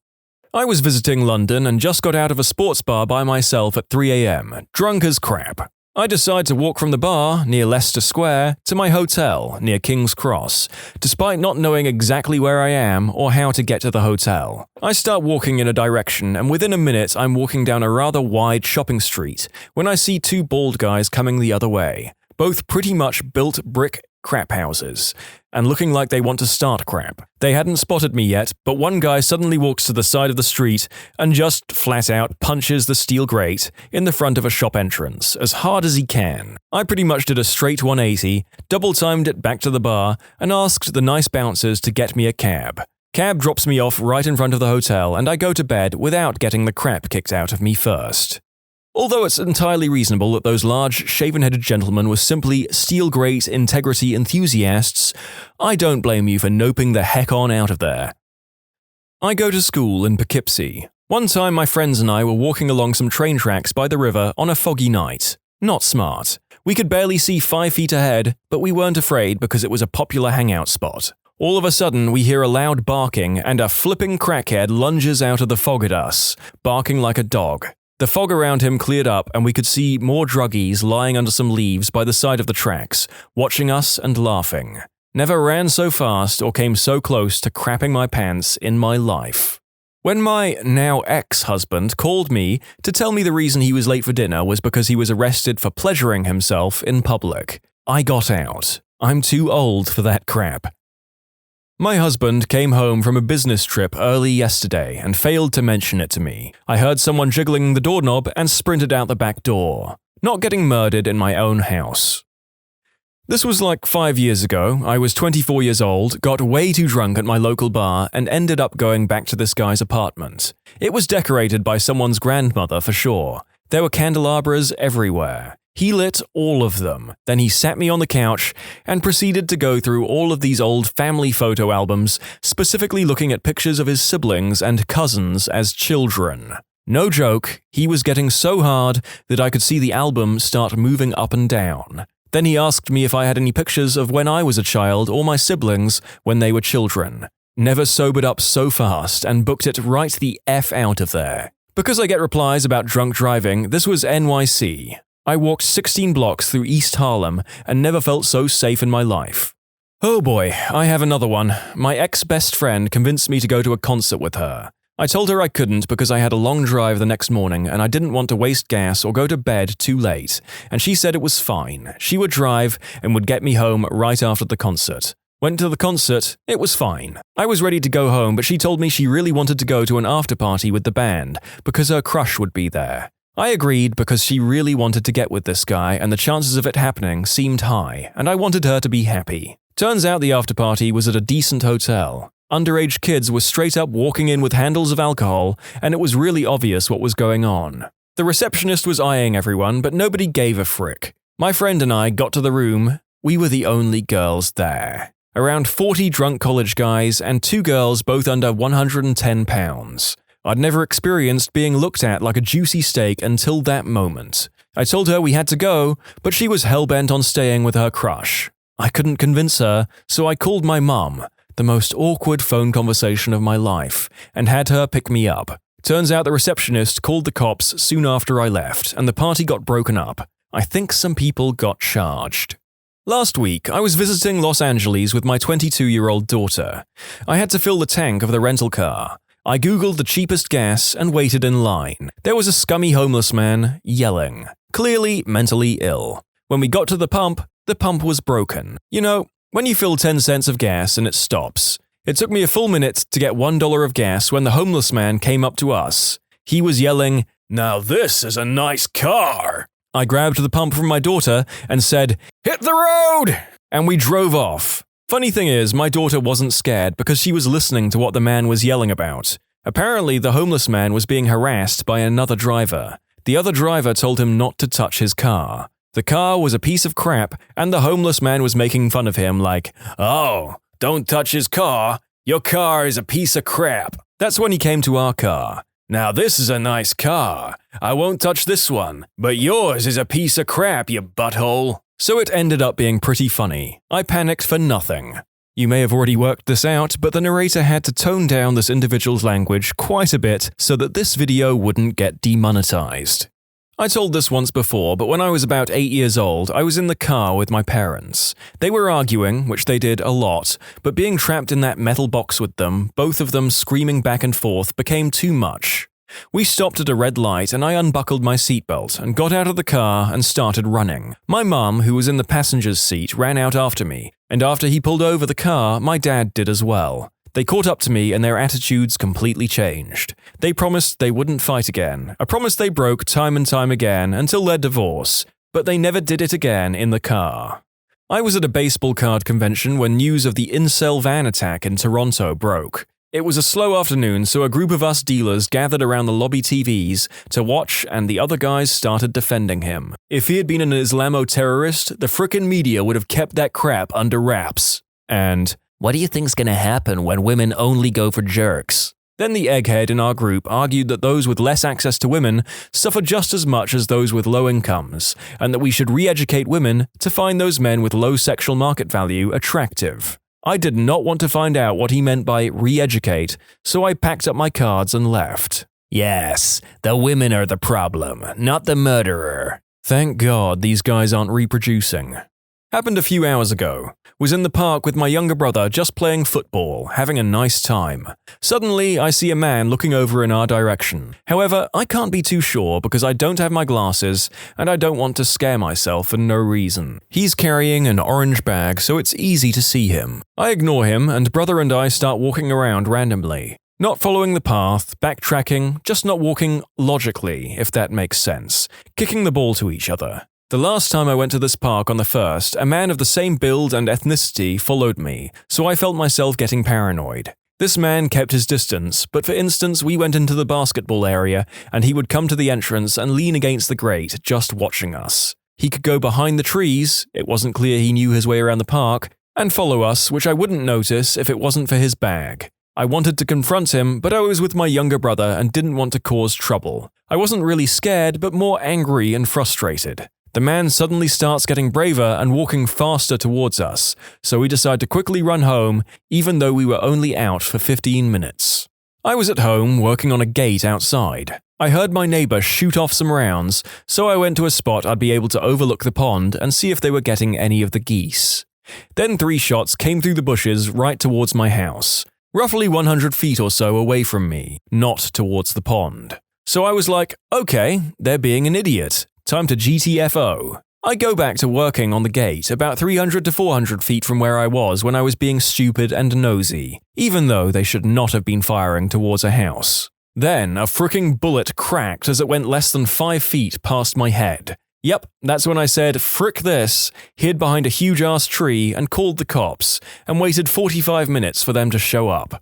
The guy that I met. College-educated, handsome, retro digs in Long Beach, California. Articulate, funny, packed a picnic for our blind date, complete with cloth napkins. Went back to his place, and the kitchen was a hoarder's dream. At least 6 full sets of dishes, dirty, sitting in neatly stacked piles everywhere. Pots and pans, the same thing. Hundreds of dollars worth of iron cookware, stacked on the floor, rusting. Instead of washing dishes, he would buy more. Noped the F out. I told you I was planning on selling them in bulk. One man's trash is another man's treasure. I have leukemia. I completed 5 months of chemo in October, but my white count has been low since then, so I am high risk of infection. My wife just gave birth a few weeks ago, but had severe preeclampsia and had to be put on blood pressure meds. I went to pick up dinner, and on my way home, I figured I'd also grab her meds at the pharmacy real quick. Except a ton of people had the same thought, and I found myself like 20 people back in line. I was set to wait. Wife definitely needed her meds until I hear coughing. I look up and a 2-year-old kid is hacking everywhere. That is no bueno for me. Yep, I had to nope the hell out of that line and send my mother-in-law to the pharmacy for wife's meds. In conclusion, I'm a 35-year-old, tattooed, bearded man afraid of small children. I was at work and thought I needed to fart. Turns out it was diarrhea and made up an excuse to leave for the rest of the day. I have also accidentally crapped my pants at work. I had had some weird coughing fit and diarrhea. I didn't make up an excuse. I told my manager I just crapped my pants and I'm going effing home. He just said, "Feel better."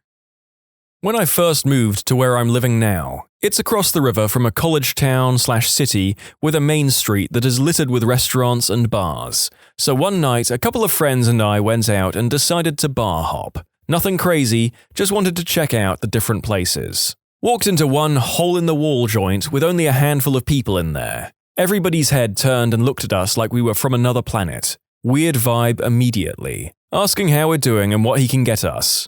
We order our round of drinks. Bartender very slowly says, "Is that all?" Again, weird vibe, but whatever. Random guy, later found out to be the owner, comes and sits next to us and starts chatting us up. Where we're from, what we're doing in the area, if we're cool. Lots of weird conversation starters. At this point, we want out, but our drinks haven't come back yet. So we get our drinks and try to keep to ourselves. Guy keeps asking if he can get us anything at all, off the menu. It's at this point that I realize that the 2 women at the other end are doing coke off the bar. There's also now 2 large men standing against the wall right behind us, just grilling us. Not wanting to make a scene, we all shared talked amongst ourselves for a minute, finished our drinks as fast as possible, paid and left. The owner was trying to talk to us the entire time we were paying and making our way to the door, trying to keep us there as the 2 large men slowly close in. We got the frick out and said nothing until we hit the other side of the street. Grabbing some Waffle House in a not-so-good part of town around 2 a.m. after work. Dude whipped out a gun and was screaming at the chick he was with. Definitely my most gotta get the F out of here moment. A few years later, got a job as a 911 call taker. Same Waffle House got shot up. So there is that. When I realized the shelter I work for is pocketing donated money, keeping and using donations for themselves first, taking their food, taking housing products, all for their own personal use. These people have well-paying jobs with plenty of overtime, benefits like health life and dental. So yeah, screw that place and screw those people. Sucks for the ones that do have to stay there. I'm black. I live near Alabama. A friend was having a party, but she was using a different friend's house as the venue. The house was deep in the woods, and this man at the gas station was being friendly and joking with us. Everything seemed fine until he said something like, "Don't forget the Klan meeting is tonight at 7. I'm kinda blacked out for a second because I'm sure he meant something else, but I got a bad vibe. A company I was working at got bought out by another company. They tried to make us sign agreements that we wouldn't work in the industry for 2 years after working for our company. So I'm not allowed to have a job in my field for 2 years if they lay me off. A bunch of us refused to sign it, but nothing happened. Then people in management started getting moved around, and they put someone in charge of me who was really incompetent. When a big company buys a small company with a lot of name recognition, I can see the writing on the wall. I got another job and got the heck out of there.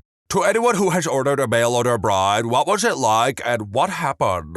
My friend Richard has a mail order bride from the Philippines. He's a scruffy redneck long-haul trucker from West Virginia. She's tiny, slender, and 10 years his junior. At first, she cooked, cleaned, and kept his bed warm, but after a few years, she told him she wanted an education. He put in a ton of overtime and saved up enough to put her through college. She's a physician's assistant now and makes more money than he ever has. But she still makes him dinner and makes a point of always being waiting at the door when he gets back from a long haul. They've been together for 20 years now, and it's a joy to see them together. So on paper, I don't really like the idea of mail-order bride stuff. I don't really like the idea of any opening of a market that relies solely on a specific demographic, like women and stuff like that. Take the thing with surrogacy nowadays, where like a woman will have a baby for someone else to have a child, and I believe someone proposed that women in vegetative states should be used to be a repository for other people's children, and that just sounds like some horrible dystopian world. But I digress. This actually sounds like a nice, mutually beneficial relationship. He paid for her to come to the country and everything. He gives her a place to stay. He works, she cooks, she cleans. And then she said, I want an education. And he respects her enough that he's like, yes, I will pay for you to have an education. You can do what you want. That just sounds nice, not gonna lie. This doesn't sound bad at all. But I am 100% certain that things are gonna get messed up as I read through these stories. One of my uncles, who is Filipino, convinced one of his white co-workers to marry his 28-year-old niece, who was still living in the Philippines at the time. The guy was at least 20 years older than her. The relationship was really rocky the first 2 years. She hated him, basically, but she stuck with the relationship, got him to go to church, and they were more or less together. About 10 years into the marriage, the guy needed a kidney transplant. Months pass, he can't work anymore, and she's spending all her free time outside of working taking care of him at the hospital while he's waiting for a kidney. I visited one time while she was in the hospital, and she broke down telling my other relatives and me how she loved him and she didn't want to lose him. The doctors finally give him like less than 3 months to live if he doesn't get a kidney, and after a month and a half later, he got the kidney, recovered, and went back to work within a year's time. At a family get-together, he bragged to everyone, including me, about how amazing he feels and how much he thought he was dead and that he was blessed to have a new lease on life. Then, a few months later, I get a call from him saying that he's met someone online and he still considers me family. In shock, I tell him I'm busy and then called my aunt, who then explained to me he found a 21-year-old single Filipina mom from Cebu and already filed divorce papers against my uncle's niece, who was almost 40 at the time. I'm weirdly reminded of Captain Hook in the classic The Good Peter Pan by Disney, where he's, oh, Smee, the way of a man with a maid, taking the best years of her life and then casting her aside Like an old glove. I went to a college course and one of the other students was a pretty obvious mail-order bride. She was Thai, and the more we got to know her, the more she shared about the relationship. She was late 20s and he was at the lower end of 60. He didn't work, but he received some big work compensation payouts and was apparently quite wealthy because of that. She told us they met online on one of those meet Thai ladies who were just dying to be your girlfriend kind of sites, and after talking for all of 2 weeks, they agreed to marry. This country's a little bit stricter about those sorts of unions, so there were some hoops they had to jump through, such as he had to go to visit her for a certain amount of time in Thailand before starting the process. But essentially, they were engaged after a few weeks and married within a few months. The guy essentially wanted one of those stereotypical Asian marriages where the wife was subservient and existed to please their husband. She would tell us he would make her wait till he was done to eat, and he would only let her eat ladylike foods like salad. He paid her a monthly salary, which was pretty abysmal, and she had to use that for clothing and other essentials. He also wouldn't let her go anywhere by herself and would drop her off and turn up an hour before classes ended in case we got let out early to drive her home. I remember we had to do a group assessment, and I had given her my phone number and he forced her to delete it. I'm a female. I think the saddest part was when she asked a bunch of us if we could get birth control pills for her because her husband kept destroying her script/pills, and you could tell she was absolutely terrified of getting pregnant. The weird thing, though, was that she wasn't terribly bad off in Thailand. Her family was apparently quite wealthy, and she had her own home and stuff over there, but for whatever reason, she didn't want to live there. Personally, I would have ran the second I saw that purple-faced blob of a husband. See, this is the situation I normally expect to come from this, but I'm not going to be surprised when, it's the other way around. My dad had one a few years back. He met her online and flew out to get her after a while. She was shut in and was legitimately afraid of me because she thought I was smoking pot. Funny thing was that I had never smoked pot at the time. I was 17. It was a weird dynamic. If I was home, she stayed in her room, unless I'd been in my room for an extended period and she deemed it safe to get food from the kitchen. My room was in the basement, just for clarification. The few times we crossed paths, she would see me, gasp, and then run to her room. My dad never saw this as a problem. He basically catered to her every want and need. Also, I should mention, he was 56 and she was 29. A year later, I moved out. Since then, she has attacked him on 2 occasions and had him arrested. Eventually, he sent her back, or maybe she left. I don't know. I no longer speak to my father, so that's the extent of my knowledge. I agree with this too. That is such a weird dynamic to have with an individual that lives in your home, man. Like imagine that, you walking through the hall. Oh, hey, lady who is presumably banging my parental figure. How are you? Ah! Runs into a frickin' room. Although my parents were always too ashamed to admit this to anyone but myself and my sister, my mom was a mail-order bride about 23 to 24 years ago. This was before all of the online companies that do this, so my father had to find my mother in a sort of magazine catalog of Filipino women. He sent her letters and she replied. Over the course of a year, they finally met and my mom moved to my dad's tiny hometown. They got married and they had 2 daughters together, one being myself. They were both looking for a better life and someone who would treat them better than past partners had, and they both got that. Plus, it turns out they both have the travel bug, so now they're retired, living a nomadic life traveling the globe, and they got more than they've ever hoped for. Sure, I've always known there were some serious cultural differences between my parents that they've never been able to fully reconcile with. My mom, being from a very traditional village in northern Philippines, had a hard time understanding a lot of North American norms and beliefs, and they butt heads over a lot of small things. These cultural clashes have taught me so much though, and their collective love and travel and culture has inspired me to study anthropology and travel around the globe. I can't imagine having lived in a home where we didn't eat bacon, rice, pancit, and steak, or purple ube birthday cakes on a regular basis. TLDR, my mom was a mail-order bride resulting in a long-term happy marriage between my parents and purple birthday cake for me. Purple birthday cake sounds pretty rad, and I gotta say, out of all the ways you can get a mail-order bride, the fact that this guy had to do it without the use of the internet or something is, in a way, only in a way, a little bit respectable. Like the fact that he had to send actual letters and then wait for those letters to be delivered and then wait for a reply back, and I don't know, the patience this man must have had.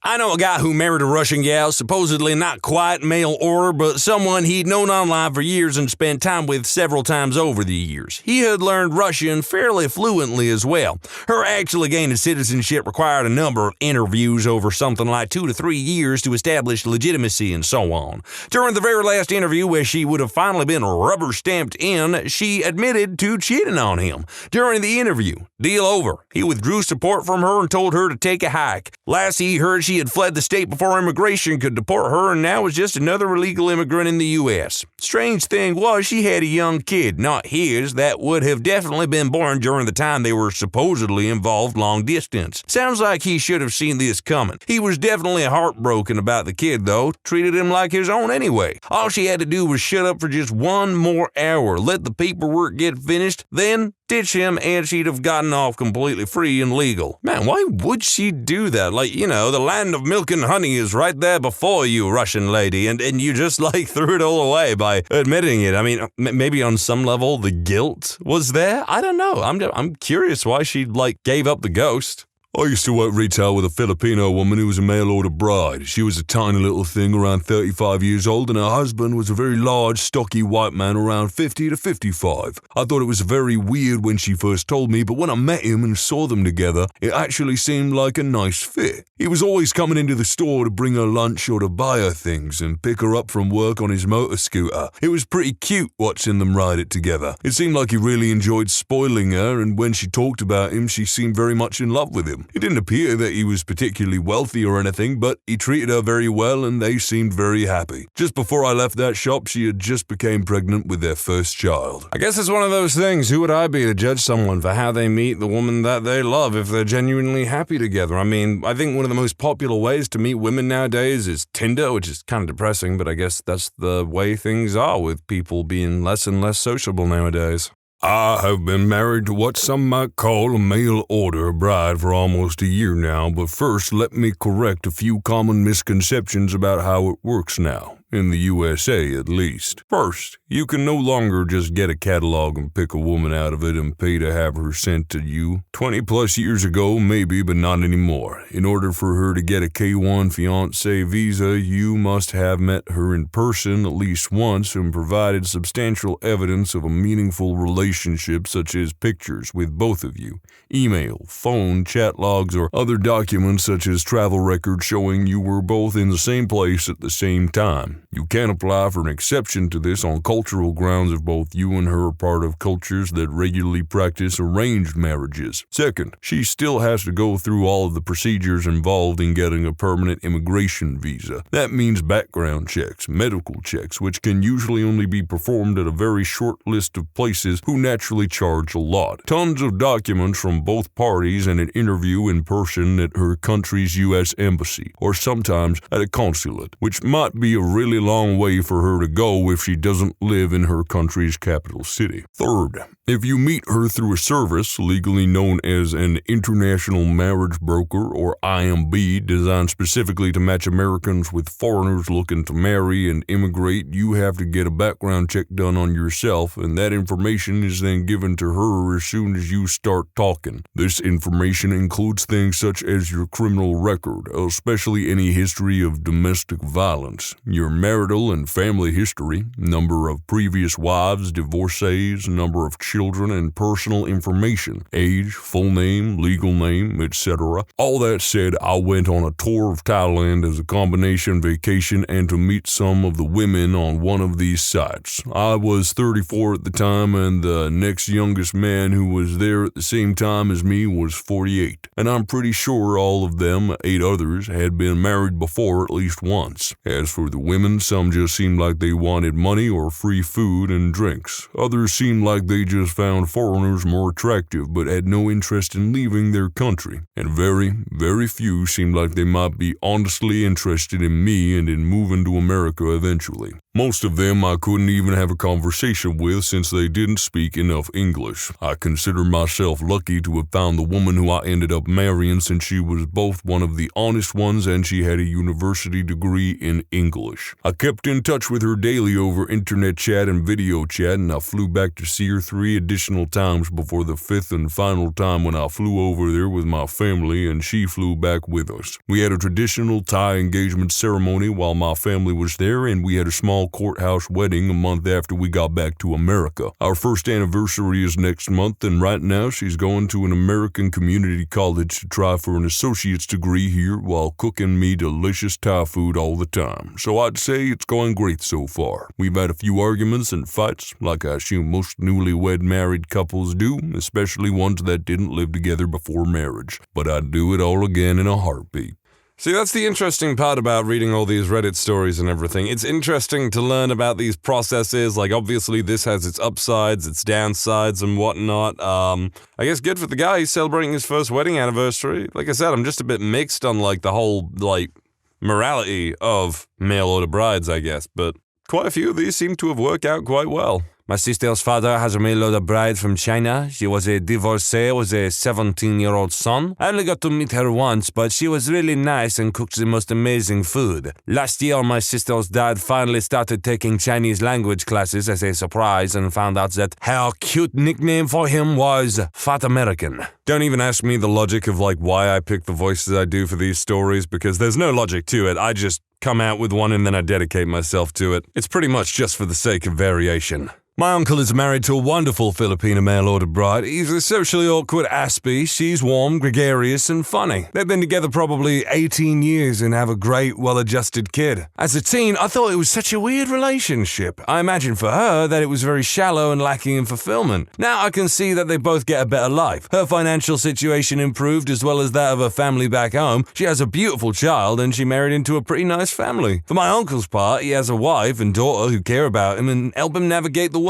I adore her, mostly because she was good to my grandmother, Uncle's mom, and she visited her all the time, called her mom, made sure her daughter, she's my cousin even though she's younger than my own kids, had a solid relationship with Grandma. All in all, I think my uncle seriously lucked out meeting such a great bride. To be perfectly frank, there have been too many positive ones that I'm not even thinking about the main topic right now. I'm honing in on they were my cousin even though they're younger than my own kids. So does anyone remember Johnny Capahara? And it was like 2 movies about a Hawaiian guy who moves to like Aspen or something. It's somewhere with snow and all that, and he learns to snowboard rather than surf. But then in the sequel film, he goes back to Hawaii, I think, and he meets up with his grandfather who has had like an illegitimate child with someone. So that makes this young boy Johnny Capahara's uncle, and he like holds it over and like, I'm your uncle, you should listen to me, even though he's like 10 years old and Johnny is like 17 or some crap. I don't know. That's all I'm thinking about right now. I used to play Magic at a game store where the owner often went to Thailand to star in Shemale Smut. He was very open about it and would tell you about it and show you the DVDs if you asked. Anyway, on one of his trips, he decided to bring home a bride. She was a very nice younger woman. They lived in his store. He converted the back room of his comic store into a studio apartment, and she basically stayed in that back room all the time. He would occasionally yell at her to make him food, and that was generally the only time we would see her. She stayed with him just long enough to get citizenship and then bailed on him.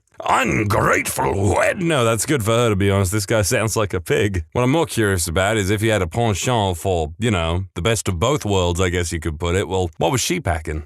My neighbor growing up had a mail-order bride from either Russia or Ukraine. They had a son, and he was a butthole. We had a bonfire one night, and he decided to surprise me and everyone else around by throwing batteries into the fire. Messed everything up. Came home from a half day at school one day to see cop cars in front of the house. Turns out that the father was beating the wife and graping minus the G the son. That's why he was always kind of messed up. I was waiting for a messed up one like that. Am I happy that I found it? Not particularly. Hope that guy's rotting in jail.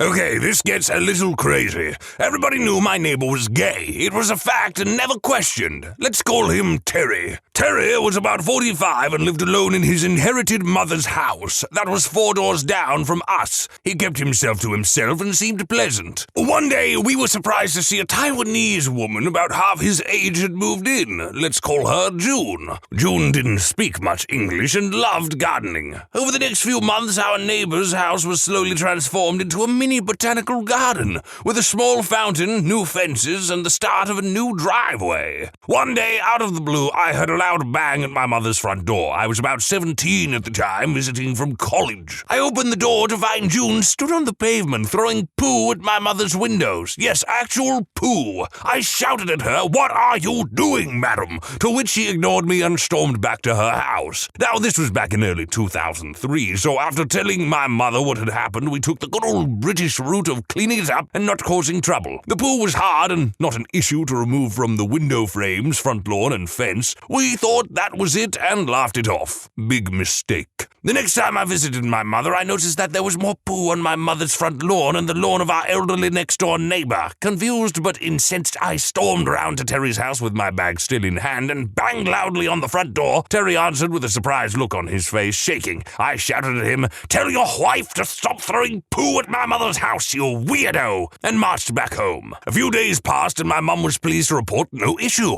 My outburst had worked. The next-door neighbors sent me a box of chocolates as a thank you, and we celebrated with a barbecue. It was during that barbecue that the neighbor mentioned her cat had gone missing. My mother also had cats, who often roamed for a few days but always came home for dinner. We assured her he would be back and not to worry. A few days passed and we realized one of my mother's cats was also absent. Then 2, and 3, along with the neighbors. It suddenly dawned on all of us that the poo June was throwing at the house was cat poo from her garden. We have put up flyers, etc., but haven't seen the cats since. Meanwhile, Terry and June's new driveway looks lovely. Okay, all circumstantial evidence points to her absolutely abducting or killing those cats, but, you can't just, make accusations like that. But I have to say, if my dog went missing or something, I have a dog, and, I had an inkling that the new neighbor 4 doors down or something took it, well, I would cry havoc and let slip the dogs of war. I know several guys who had mail-order brides. All were military or ex-military. That's why so many mail-order brides were from places where there were U.S. bases, like the Philippines. One guy, ex-Navy, brought over a Filipino wife. He seemed to love her, but she did not adapt well. She would never answer the phone if he was not home, even though he explained it was him calling her. She wouldn't drive his car and a bunch of other things like that. She seemed nice, but was lonely, so he brought over her sister, and things really changed. We used to travel for weeks for work, and one time when we got back, the wife and sister were gone. Killed him, and he never saw it coming. That was years ago, and I never heard what happened.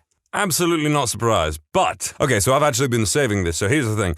I also know a guy, not technically a mail-order bride, but he did have a wife that he brought over from Thailand. And he's actually done this a few times. I think he's gone through like 3 different women. And he's a nice guy. He's actually just had some unfortunate luck, or I believe one left him. One died, sadly, and currently he's very happy with another woman. Anyway, I'm in my late teens, and I'm going to work with him because the guy I usually worked with wasn't available. So he picks me up from my house, and I'm like, hey, why do you have this little Buddha statue on your dashboard? Are you like Buddhist? He's like, oh, no, my wife, she's Taiwanese, and she is Buddhist. And I look at him and I say, oh, so does she not believe in like physical or worldly possessions or anything like that? Is she very spiritual and stuff? And he like stops for a minute and looks off while he's like, like staring down the road as he's driving and everything. He turns to me for a quick second and goes, yeah, she's not Buddhist. He knows this because she is a really hard gambler and apparently quite the money grubber, but that was long ago. And again, I'll say this, no foul play in his life or relationships or anything. He's very happy now, which I am glad he is because he's a nice guy.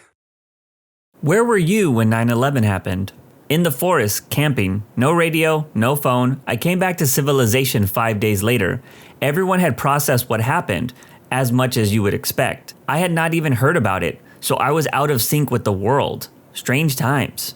Man, you must have found a portal out there and accidentally traveled to a bad timeline.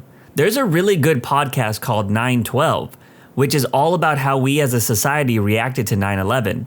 And one of the stories they tell is about people who were on a boat in the middle of the ocean filming some reality show. It sounds like your experience was very similar to those people. If I'm not mistaken, I think the MTV show The Real World was being filmed during 9/11 as well. I remember them giving them TVs to watch because the show usually didn't allow TVs and stuff in the house. Getting ready to pick up relatives at the airport in preparation for our wedding. How was the airport scene? Oh, their planes were grounded mid-flight. The wedding was canceled. I was pretty young during 9/11, so I wasn't a traveler at that point, but I did have some flights canceled at the start of C-19, and I remember it being a weird feeling. I can only imagine how it felt during 9/11. Under anesthesia at the Boston Children's Hospital, I woke up being moved into an elevator on a gurney. They had finished my surgery, but weren't bringing me to the recovery ward. Boston's Children's Hospital is a very tall building, and Boston had advised all buildings to evacuate all the floors above the 10th floor. So I was moved down to a lobby after my surgery. That's gotta be wild, going under in one reality and waking up in another. That's pretty much like anytime something happens during the night. That last statement is super true. My most recent experience with that was waking up in America and hearing about the earthquakes in Turkey. Not something anyone should have to wake up to. I was sleeping during the first plane, getting ready for work when the second hit. Went to work for 3 hours with no customers.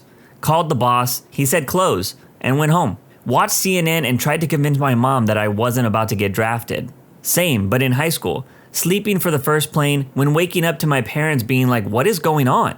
Saw the second plane hit. Went to school anyways. We spent all day in every class just watching the news. Sitting on our desks, on the floor, pacing around, just crawling in our own skins. Teachers and students alike. They let us ask questions and express our feelings to the best of everyone's abilities. Lunch period was surreal. There was silence. Not a single plane in the sky. Got in the car, turned on music, and then turned it off immediately. It felt disrespectful. Whatever fast food we got that day was just eaten in silence. So gut-wrenching. Remember it like it was yesterday. Similar, my brother was a truck driver and happened to be in New York State at the time. He called my dad at home. I watched the second plane hit live. I did go to school afterwards, but it was an odd day. I'm in Canada on the border with New York State, so we were glued to CNN. I vaguely remember seeing F-18s flying. I remember sitting in the library watching the news just talking about the events. My brother was stranded in the States for a week or so because the borders were closed. It was long enough over here in Australia. I had an American friend on the internet mention the first plane hit, promoting me to go and turn on the late night news. A few minutes after I started watching, the second plane hit live on TV. Before that, everyone still thought it must have been an accident. But when the second plane hit, we all knew what it meant. This was me at my school. The teachers turned on the news for about a minute before the second plane hit, so my homeroom class saw it happen. After that, the principal got on the PA and said to turn off all the TVs and go about the day as naturally as possible. I was mad when they did that. One of the biggest breaking news events in our lifetime, and they weren't letting us watch it because they were worried that we were scared. I was already scared, and keeping me in the dark made it worse. This must have been a tough situation for adults. I mean, I totally understand wanting to protect children from that madness. It's easily a traumatic experience. On the R train that just passed underneath the towers in Cortlandt Street, the conductor of the R train after mine was instructed to go straight through and not stop. They disobeyed that order and stopped, took on as many people as possible and got out of there. That conductor likely saved a lot of lives. There's almost no mention of that anywhere in the news. Oh my god, that's crazy. Incredibly heroic on their part. I was in Manhattan, watched the towers fall, heard the crowds that had gathered all down Fifth Avenue gasp and scream in unison as the first tower crumbled. Gathered in a packed bar with freaked out coworkers as we first saw the photo of Osama bin Laden on TV. Walked home to Queens with thousands of other shocked New Yorkers in eerie silence, with the occasional ghostly figure of a downtown worker covered in white dust. My ex-wife was in the second tower, got out when the first one was hit. Her brother was in the first tower. Luckily, he also got out. She was knocked down by the concussion of the tower falling. Some stranger picked her up by her elbows. It was her brother. She also had a few other heartwarming tidbits. As she walked home to Brooklyn, she had been breaking in new heels, and some dude in a corner store gave her a pair of flip-flops. They broke 3 blocks later, giving her her first post-9/11 laugh. She still has them today in her hope chest. She also said that people were turning radios to the streets so she could get a running commentary about potential other attacks, and others were handing out bottles of water to newly minted pedestrian commuters. New Yorkers, man, complete jerks if you're in their way during rush hour. But if you yell help, the whole freaking city comes running. My kind of people. Came home from school, I was in the UK, age 12, with my mom watching it in her office on the 14-inch CRT television/VHS combo. Watched the second one hit. I remember saying, freaking hell, and for once not being told off for it. I have a similar story. I was 8 and also in the UK at the time.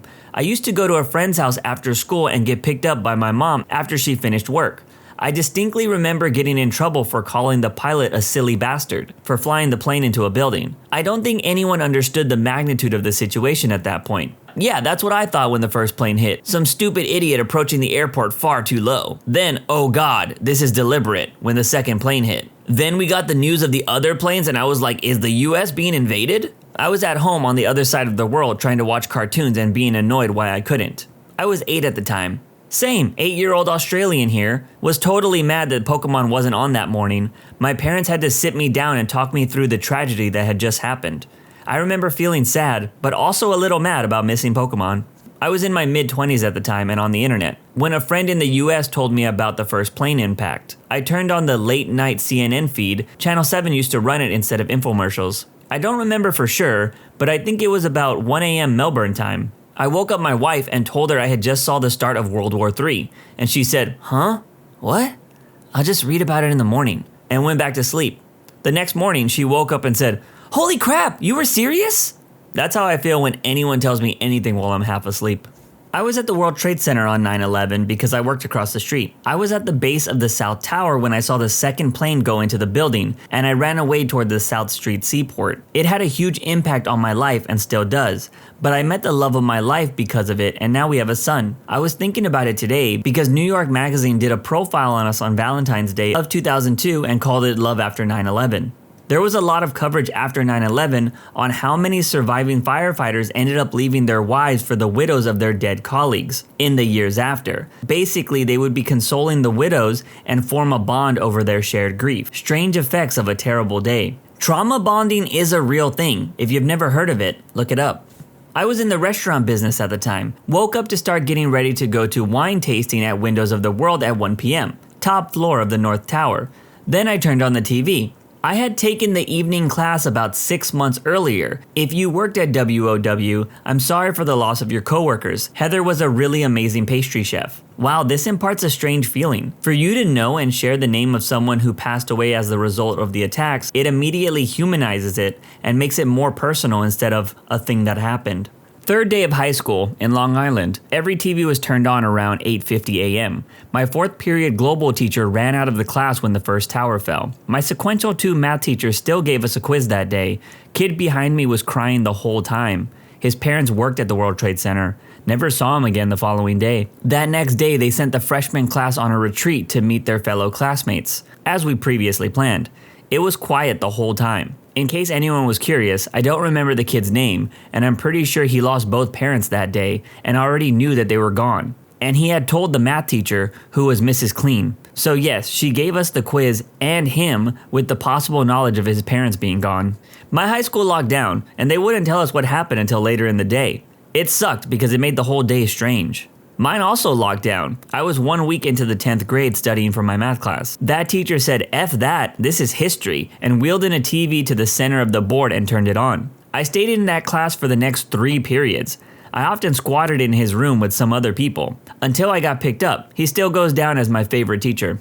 I was in college and my art history professor gave us a test that day. It was at 11 a.m. and all I remember is all of us sitting there just blinking and looking around. I was a sophomore, and someone asked our anthropology professor to turn on the TV. That was already in the classroom, so we could try to understand what was going on. She refused, but none of us really understood what was happening at that point. I had to watch the second plane hit while having breakfast at the main cafeteria a bit later. The TV was very smallish and attached to the wall where it met the ceiling, and it was always on mute. I remember that no one could get cell phone service all day. Aside from the usual contingent of future hipsters, most of the student body had cell phones, but they weren't at all the means of rapid information they are now. Man, I'm old. I don't think I had a cell phone during 9/11, but I think I remember hearing about how phone lines weren't working. Working at a bakery listening to the radio. I was 21. It reminded me of the War of the Worlds broadcast that I learned about in history class. I still wasn't sure it was real until I got home and saw it for myself. Driving to Rutgers University, about 30 miles from New York City, seeing a giant plume of smoke coming up and not realizing what it was from. I got to campus and was told classes were canceled and we were under attack. I had just woke up. Turned on the radio, heard the DJ talking about the first plane hitting, then watched the second plane hit live on TV. I was on a plane halfway over the Atlantic from Germany going back to the US. The plane had to turn around and go back to Germany. I was 10 months old. I still have the passport with my 9/11/01 stamp on it. Wow, there's an amazing documentary about the emergency landings that had to take place at the airport in Canada because of the hijackings. It's an interesting story, but I'm glad your family was able to go back instead of having to deal with that. I was working in downtown Ottawa, Canada, for those that don't know, in a skyscraper when it came on the news after the first plane hit. I remember the first news saying that they thought it was a news helicopter that had accidentally hit one of the towers. I went to one of our boardrooms and saw the second tower hit live on TV on one of our massive projector screens. We were told to go home at some point after the news of other planes started coming down. Leaving our building and traveling through downtown was intense. We knew planes were being diverted, we didn't know if we were under attack too. I was 1 block away from Parliament Hill, and the streets were filled with military and heavily armed police vehicles. I also saw people jumping and the towers fall while it was being recorded live. Even though I wasn't in New York City, it was still an event experienced in real time. Some years, on September 11th, it hits harder for some reason.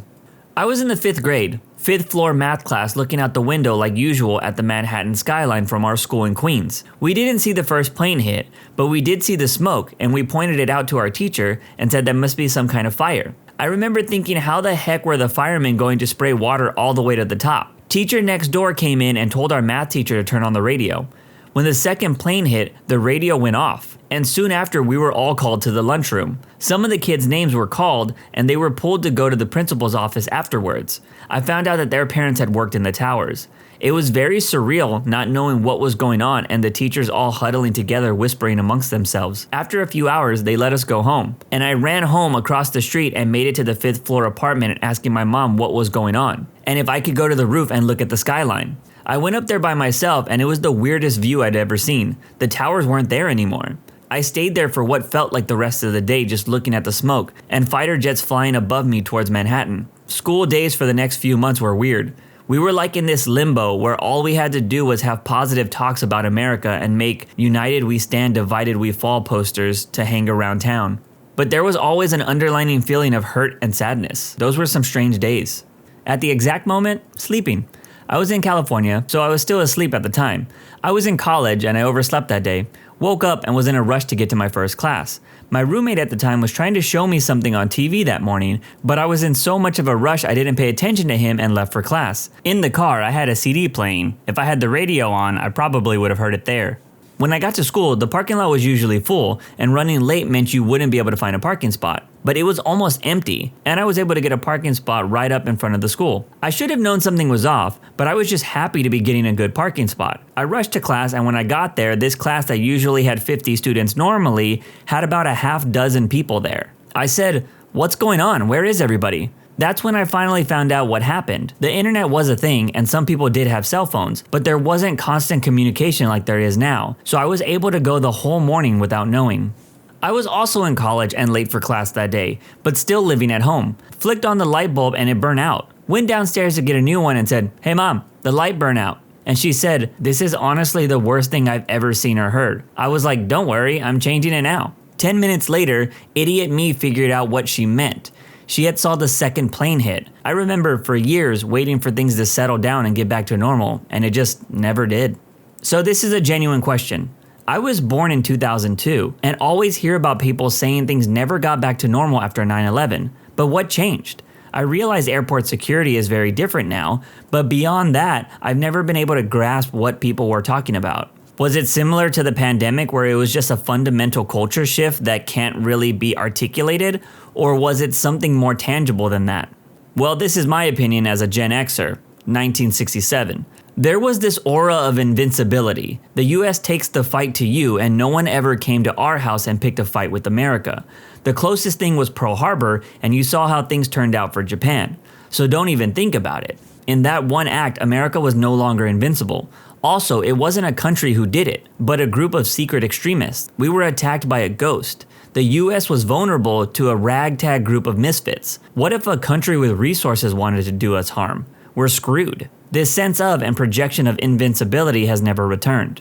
I was taught in school the US is a melting pot of individuals. We're all different individuals. But you come to America, assimilate, and melt into the big happy family called America. Middle Easterns who immigrated to America were perceived as rejections of their country's cultures and ideologies in favor of becoming more westernized. That mindset of welcoming and acceptance of foreigners flipped immediately. The hijackers, who were foreigners, lived amongst us for months and years. Immediately, there was a huge distrust of Middle Easterners. This has not changed for a lot of Americans and has given a rise to this plague of nationalism you see now. Also, the heightened airport security and the US government's surveillance of its citizens in the name of national security flies in the face of this notion America is the freest country on earth. Additionally, there was this huge amount of propaganda that said, as a patriotic American, if you see something suspicious, say something to authorities. This sense of true freedom has never returned, and we're all on the outlook to report something suspicious. I believe this has morphed into Karens reporting suspicious people, aka minorities, in their neighborhoods. There's probably more. These are the biggest changes I've seen from 9/11, and there's no denying that there was a ripple effect after. Celebrating my 17th birthday. This was in Colorado, so the news broke right after I left for school. I got flowers and cards from friends, and we hung out before class started. Then I went to first period. We had a sub and she opened the class with the news. She let us watch it on TV, and by that point, both towers had already been hit. I was kind of just half doing my assignments and checking the TV. I distinctly remember looking up after the first tower collapsed and said, dumbfounded, "Where's the other one?" Every class had the news on, and we obviously didn't do anything else that day. Then I went home and we didn't really know what to do. Nobody felt like celebrating, but my grandparents were there, so I decided to at least open gifts. At the time, shirts with cityscapes were trendy. They were black with the skyline and silver glitter. I pointed out one or two mentions that they could be a cool birthday gift. I opened one box, and staring back at me is one of the shirts I liked. It was the World Trade Center. We all stared in horrified silence, and I just put it down and sat there for a moment. Canadian here. I was just dropping my girlfriend off to class, and I heard about it on the CBC. I got home to see the replay of the second plane hit. I was driving on the South Street by the Dahl residence in Halifax when I heard it. I will never forget that day or that moment. I thought it was a joke. I thought it was a joke too. I was in the 4th grade at the time. As I remember it, it was just a normal day. Nothing odd going on at school in the morning. A classmate, her mother babysat me from time to time, went home for lunch. When she came back to school, she said something about how planes had hit a tower in the US. I don't remember anything out of the ordinary that afternoon at school, but all I could think about is how outrageous of a story that was. I didn't like her much. She lied all the time too. I remember after my dad came in to pick me up to take me home, I put it on TV. getting ready to watch The Simpsons and wait for dinner. But The Simpsons weren't on. All it was on almost every channel was the news about what had happened. And at that moment I was like, oh my god, she wasn't lying. Was still mad The Simpsons weren't on, but I ended up not sleeping that night. I was asleep at my parents' house. My mom came in and woke me up. She was upset. She wouldn't tell me what it was at first. She made me get up and see it on TV. I still had to go to work that day at Walmart, but there wasn't anybody shopping. I was 18, fresh out of high school. I remember thinking, among other things, that we were about to go to war, and I would probably get drafted. So I figured why not end this video with my own personal story where I was during 9/11. I was in the 8th grade, and I had just gotten to my dyslexia class. This class only had like 6 students in it, and we were pretty cool with the teacher. Well, we thought it was going to be a normal goof around day when one of my classmates, a big guy, we will call him Jimmy, comes walking into the class and says, "Did you guys see? A plane crashed into a building." We all responded like, "What are you talking about, Jimmy?" He then said, "Yeah, look, turn on the TV, it's on the news." So my teacher lets us turn on the TV we had in the classroom, and we just sat there and watched the news coverage of the planes crashing into the towers. Now, I won't sit here and say I understood the gravity of the situation at the time. I was in middle school. All I cared about was video games, girls, and TV. I finished the rest of the day, but so many kids were taken out of class by their families. I remember going home and every channel just covering the attacks. I think only kids channels like Nickelodeon continued playing their regular programming. I was really into MTV at the time, and even they were covering the attacks. I might be mistaken. I remember trying to change the channel and my brother getting super pissed at me the next morning, said I was being disrespectful or something along those lines. I remember my mom getting after him and saying something like, "Don't get mad at him, just let him be a kid." Kind of her way of shielding me from the madness of what was going on. After that, I just remember the world felt different. America was no longer this place that felt safe or awesome. This might have been the first time I noticed hate in the world, because as many know, people from the Middle East during this time got treated differently. It was horrible. But on the other side of the coin, it was also the one time that America felt united. Everyone was on board with getting justice for what happened. Kind of surreal when you compare 9/11 to how Americans treat each other today. 9/11 changed how America saw the world, in my opinion. I also think it reminded a lot of people that life is fragile, and you should appreciate every moment you got, because you never know when it's going to be your last. What's your "I finally met my online friend" horror story? Back during World of Warcraft's second expansion, there was this guy in my guild I'd become friends with, mostly through other friends. We'd talked more and more over time and become fairly close. He had this butthole roommate, and I could hear the guy sometimes, especially when something went wrong during a raid. He'd scream and throw fits. He was pretty awful sounding. My friend told me he wasn't just loud and obnoxious, but verbally and sometimes physically abusive too. I had my own apartment, so I said, "You know what? Come stay with me, just long enough to get you on your feet and into a place that's safe." He showed up at my place with a trash bag full of his stuff and laptop. I set him up in the apartment and started trying to help him find a job. Well, he did not want a job. He did not get a job either. He sat in my apartment day after day, eating my food and slowly draining my savings. No matter how hard I tried to get him motivated, he would just dig in his heels and somehow become more sedentary. Eventually, I told him he had to go. I couldn't afford to keep him there. He was just couch surfing. I spoke to some people and eventually pieced together that his method of securing a new, temporary place was playing on the sympathies of his friends to convince them he was in a terrible living situation. It just worked really well on me because he had that loud, obnoxious roommate to play off. He wound up calling a nearby relative to come and get him, I think his aunt. I don't know what he told her I supposedly did, but I have never seen a more venomous look from someone in my life. As far as I know, he moved in with his sister and brother-in-law after that, but frankly, I don't care where he ended up. He also stole a bunch of my stuff. First and last time I do anything like that.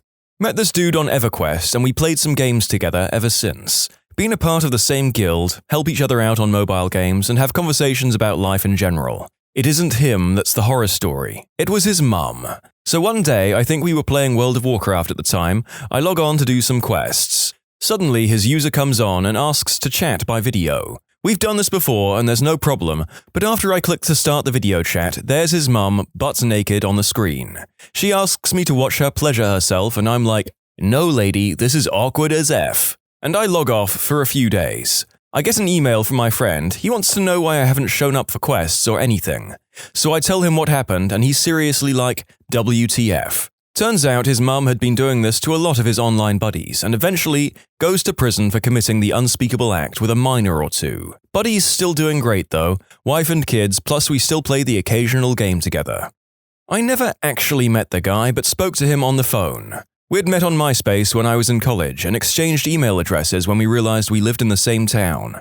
Eventually, I gave him my phone number and made plans for him to call me. When he did, his voice creeped me out. It was how I imagined a serial killer would sound. By the time I got past it and was comfortable talking to him on the phone, I started noticing other red flags. Whenever I brought the neighborhood up, he changed the subject. At one point, I asked him what his favorite restaurant on the boulevard was, and he hedged. So I made up a restaurant that I said was my favorite. He immediately said that was his favorite too, and he especially loved one of their dishes. He went on and on about this wonderful place that didn't exist, and there wasn't a similar one in town, so he couldn't be confused. I called him out on the fact that he obviously had never been to my neighborhood. Turned out he didn't even live in the same state as me.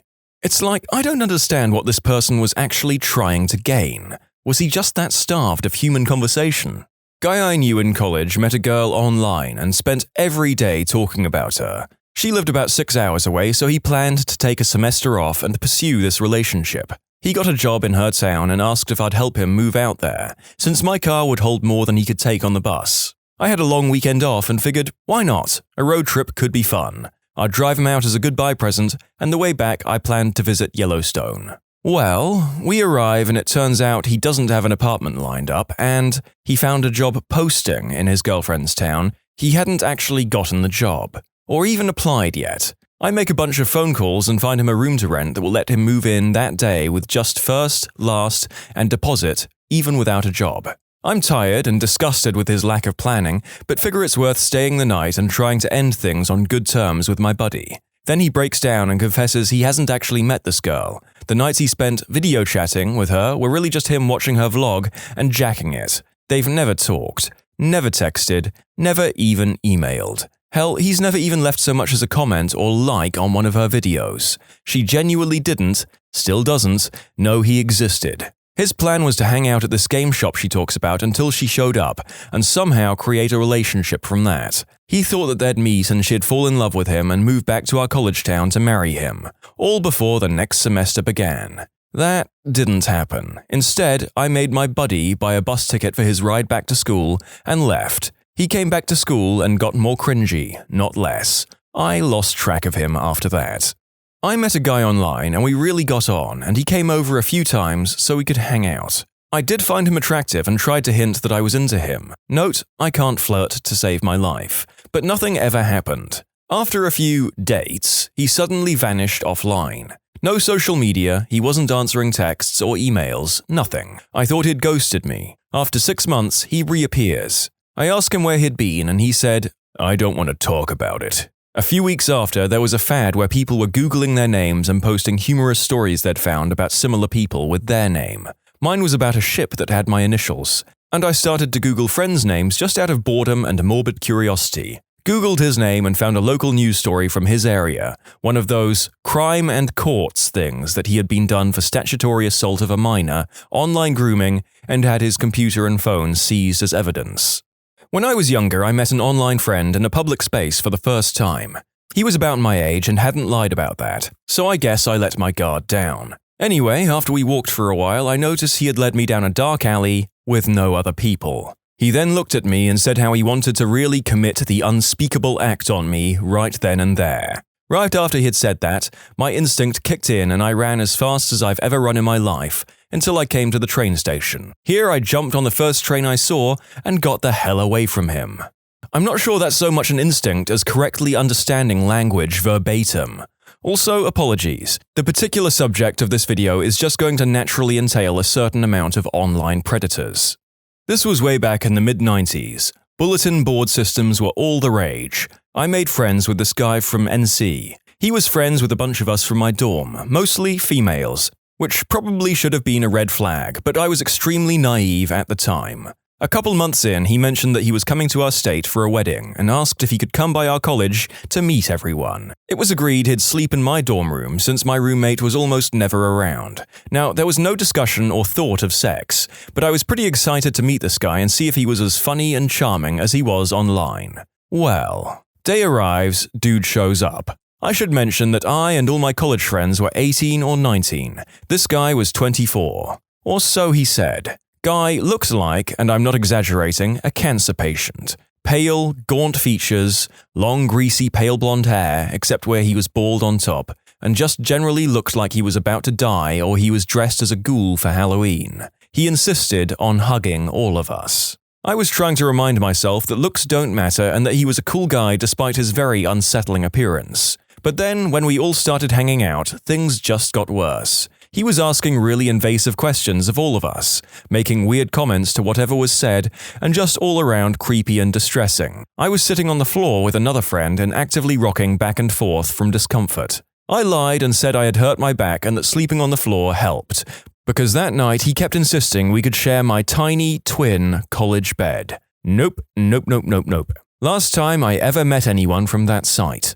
I don't know if it's a horror story, but it's how I ended up where I live now. I played WoW for a few years with a pretty regular group, got to know them offline, and at one point, two of them, a couple, invited me to move across the country. At the time, I didn't have anything tying me to where I was, so I packed up and moved. Got out here, moved in with my friends, and everything seemed okay. My buddy was a long-haul driver, so he was always gone for days at a time. His girl would try to set me up multiple times with two of her friends at the same time. One in Minnesota. I ended up having a hard time finding work for a while, finally got a job though, and was putting some money away while helping watch their kids. Out of nowhere one day, my buddy accuses me of trying to fool around with his girl. Nothing had ever happened, but I had noticed her spending more and more time in my room when he wasn't there. I knew his history and his previous relationship had ended after she cheated with a friend of his. He wouldn't listen, so I got kicked out without any warning and they stole about $1,000 worth of my stuff and later moved. Ultimately, it all worked out for me. Cut the friend and his girl out of my life completely and moved on. Now I have a good job here, wife and kids. Said he was 14. Turns out he was 38. My parents gave him a stern talking to. Everyone in the replies is saying how he was a child molester and all that, but let me clear things up. He was always nice and friendly until I found his Facebook and saw his age, at which my parents had a mental breakdown. Was never allowed to play video games with him online again. Returning to this post later, okay, maybe he was. After college, I was playing a game called EVE Online. I was in a corporation with a dude who I thought was the coolest. He had sold stuff in-game for real-world money and had built a supercomputer. He had a smoking hot girlfriend and had pictures of them rock climbing doing some super cool things. He was also like a head chef where he worked, and since I was a chef as well, I had a little bit of a bromo crush on him. He told me after I graduated that he could hook me up with a manager job and all I had to do was move up there. I sold everything I owned that day at a pawn shop and bought a U-Haul and started driving. 1 hour before I got there, it was like a week-long drive, he called me and told me the job was no longer available and I shouldn't come. When he found out how close I was, he said to just come anyways. When I got there, I was completely blown away. They lived in a disgusting Section 8 apartment with 4 other people, in a 1-bedroom apartment. They had like 3 cats, which I'm allergic to, and a kid as well. Day 1, it was all illegal substances and partying. I did not partake. I was not enthused. Day 2, I went into the city looking for a crap job to survive. I got one. It was terrible. Day 3, my buddy tells me we're all moving out and into a nice apartment. Week 3, we actually move into a new apartment, and the first night in that apartment, he starts beating his smoking hot girl in front of their child. The second time he beat her, I called the cops.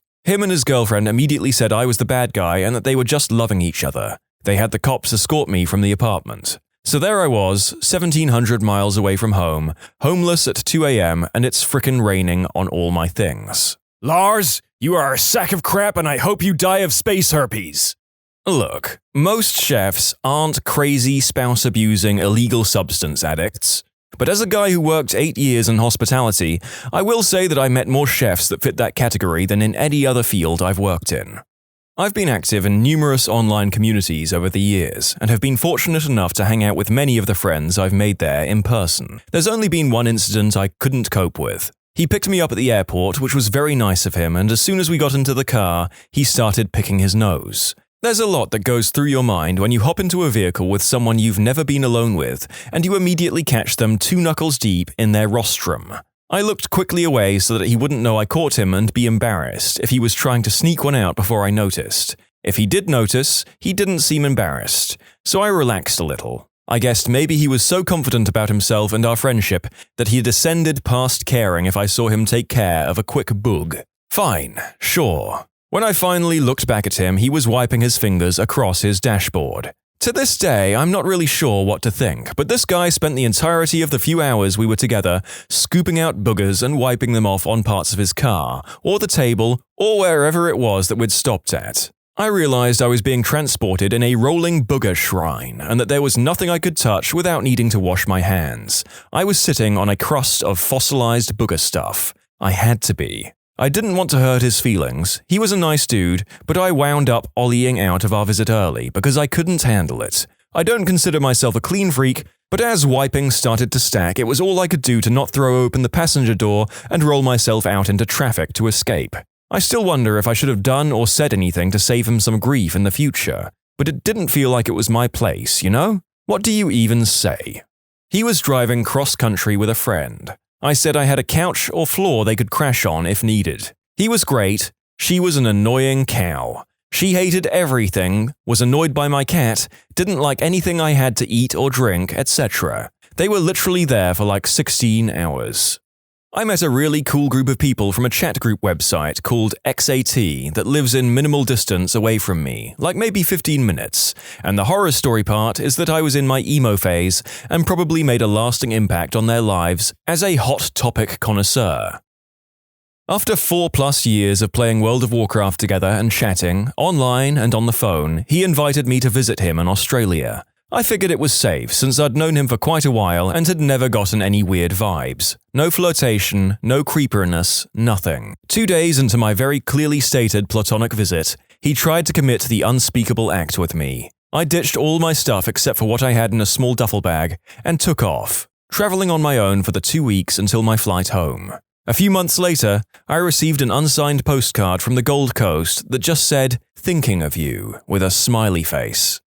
Ugh. Obviously the first offense is worse, but that postcard is just... ugh. Not a horror story, but about a year after I made the move from Massachusetts to South Carolina, I was playing video games and a guy on my team talked about how he just moved into a house in the same area that I moved from. So I PM'd him and turns out he had moved into my old place and was playing in my old room with his desk in the same spot I had mine. Wow, this one isn't creepy, but probably the strangest one I've read so far. A couple of years ago, this girl messaged me on Reddit saying she had really connected with a comment I made about first seeing the ocean, because she had just gone through a similar experience. She was going to come down to Chicago to visit a friend of hers, and asked for suggestions of things to do. I gave her a bunch, and then we kept talking and finding out that we had more and more in common. We eventually started talking over the phone and text messages, and when she came down, we went out for burgers and beer. We kept talking every day after that, and I was really starting to like her. She said she wanted to come down to Chicago again if she could stay with me. I told her, of course, and a few weeks later she was here for Saturday and Sunday. Really, it was mostly just Sunday because she got in late on Saturday and fell asleep on my couch. The next day we went to the zoo and had a really amazing day. After that, we came back to my place and decided to go to the brewery nearby, which made a beer that had her name in it. We went there and then ended up bar hopping through until we ended up near the dive bar by my apartment. We drank and played pool there and eventually grabbed some to-go beers and headed back. I asked if she wanted to see the place by the river I liked to go and drink and think. We sat and eventually started making out and decided to head back to my apartment. We hooked up and then the next day went to the south side to get breakfast at a place she really liked near her friend's apartment before she had to drive back. We kept talking after that and I was planning on coming up to visit her in Detroit. But then one day she just ghosted me out of nowhere. Not as horrible as some other stories, but it was really crappy for me because I actually really liked this girl, and to this day I have no idea why she stopped talking to me. By the way, she's definitely not dead. We followed each other on Instagram and I saw that she was okay a bit after she ghosted me. I had a layover in Amsterdam and I met up with a buddy I'd been chatting with on Soulseek for years. Electronic music file sharing. He gave me directions to his work, we delivered a huge wheel of cheese to a church in the red light district, then got drunk and high in a bar. 10 out of 10, most Dutch experience possible in Amsterdam. Only horror show part was how tall Dutch people are and how they speak English. This guy was like 6'7", and his voice was high to match, and all loopy and sing-songy. Very hard to take seriously as a person. Dutch people have the worst accent, really. And I can know 'cause I'm Dutch. The narrator would like to sincerely apologize for his Dutch accent. I'd been chatting to a girl for quite some time and finally ended up visiting her house, about 50 miles away, for an evening of enjoying each other's company. We wake up the next morning to loud noises, which turned out to be her fiancé I knew nothing about, ripping a window off its hinges and climbing in as she'd locked him out. Locked the door and left the key in the lock. There was a strange car on the driveway, so he thought she might be in trouble. Alas, it was me in trouble, as this guy was huge and a bit upset at this point. I managed to talk him down and explained the situation, to then find she had called the police and accused him of breaking and entering. During the time the police were questioning him, I made my escape and hightailed it out of there. I had a guy profess his love for me, over Skype. He wanted to come see me. He lived in the UK, I live in the States. Okay, I'll include some backstory. I knew him for about 3 years prior. He was a fairly popular streamer at the time, and I was one of his viewers. Eventually became a mod for him. We started talking on Discord and then Skype. I was 20 at the time of this event. Except, I had a boyfriend at the time. I told him this. I told him that he was wasting his time and I have zero interest in him. He is still coming. I told him there was no time to see him as I had work and school. He says, it's fine. He will wait until I have time to see him. I told him not to come. He says he has his parents' blessings. So he came. He stayed in a hotel for 3 weeks while I had to deal with finals, work, and spending time with my boyfriend. I hung out with him twice, once with a group of friends and once with my boyfriend. He got mad because he said he wanted to hang out with me, alone, in his hotel room, and when I said no, he flipped. He said that because he flew over here, I should at least hang out with him. He flew back home to the UK a few days later and blocked me on all social media. In conclusion, dude travels from the UK to profess his love for me, is upset that I didn't change my mind. Why did I even meet him? I knew him for a long time. I thought we were friends. I thought that he would come and realize that I didn't have feelings for him if I said it to his face. I thought I could save the friendship. I never thought he would hurt me. But even then, I was never alone with him, not even close. What's a rule that was implemented somewhere that massively backfired? My city has issues with loud bikes and vehicles, so as a deterrent, the city put up decibel meters that displayed how loud your engine is, similar to those signs that read your speed and display it to you. But instead of deterring anyone, people would pull up to those signs and rev the heck out of their engines to see who could get the highest decibel count. The city took the counters down within a week. I work in manufacturing and we get paid piece rate, so the more I run, the more I get paid. We also have a base hourly pay rate of $10 per hour, so whichever pays more, the hourly rate or the piece rate, is what we get paid for the day. On bad days, sometimes they bump us up to $12 an hour for the day, and when we train new people, we get paid $15 an hour to compensate for having to slow down or stop our machines to teach the new people. The big boss, my boss's boss's boss, came in last week. Now, he used to work the line like I do now, but you can tell he's living comfortably in his corporate life and has forgotten some of the bad parts of this job. He told my boss that we are no longer to receive training pay because, by his logic, if we're working with someone, we should be making more than $15 an hour anyway. And these past 3 weeks or so, we have been doing a lot of training. So a few of us got together at the end of the day and agreed, if they aren't paying us, we won't train people. We will teach the new people enough to make us some money and leave the training to the designated trainers. 2 people split between 15 or so new hires, but they make $17.50 an hour. The policy lasted 4 days. Buddy of mine told me about a happy hour promotion a bar ran close to his campus. Apparently the special was something stupid like 50-cent beers that lasted until the first person went to the bathroom. As he tells it, the first few weeks went without incident, but once it became more popular, people were going to extreme lengths to not be that guy, including wearing adult diapers. Once people tried to covertly pee in corners and trash cans, the bar cancelled the promotion. At my old job, someone abused lunch, so they made a few of them text in when they started and finished lunch. One guy specifically would text the start time, place he got food, his order in detail, the address, price, etc., even when he bought a snack while out. That stopped a week later. Good old malicious compliance, the greatest form of rebellion against an overregulated, lifeless workplace. Worked for a marketing firm that often locked you out of the building if you weren't back in your cubicle by the second your break was up. They revoked your break the next day as punishment. This is not legal here in New York State. They got into a lot of trouble. The organizers of the 1994 Caribbean Tournament Cup had a rather odd change to the rules for extra time. If a game was still drawn at full time, it would go to extra time, but the first goal scored would win. This is perfectly normal, the golden goal rule. What was different is that they ruled that winning this way would count as having won by 2 goals for the purpose of the tournament qualification, instead of just 1.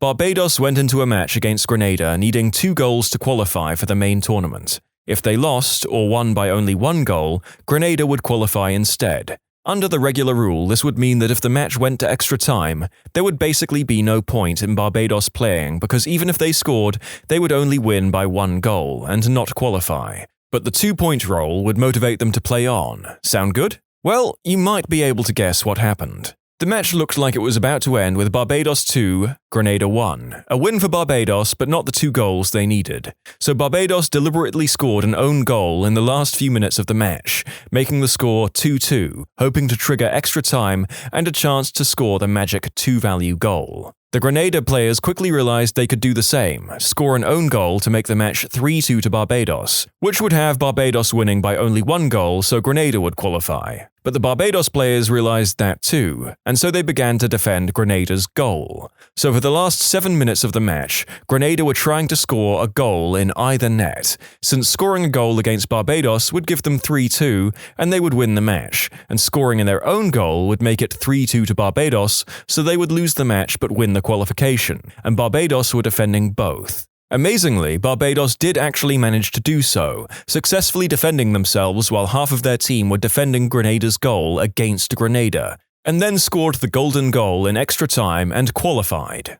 When Domino's said all pizzas would be delivered in 30 minutes or less or your pizza was free, all the delivery drivers kept getting in car accidents to get your pizza to you on time, so it wouldn't come out of their paycheck. It was a short-lived venture.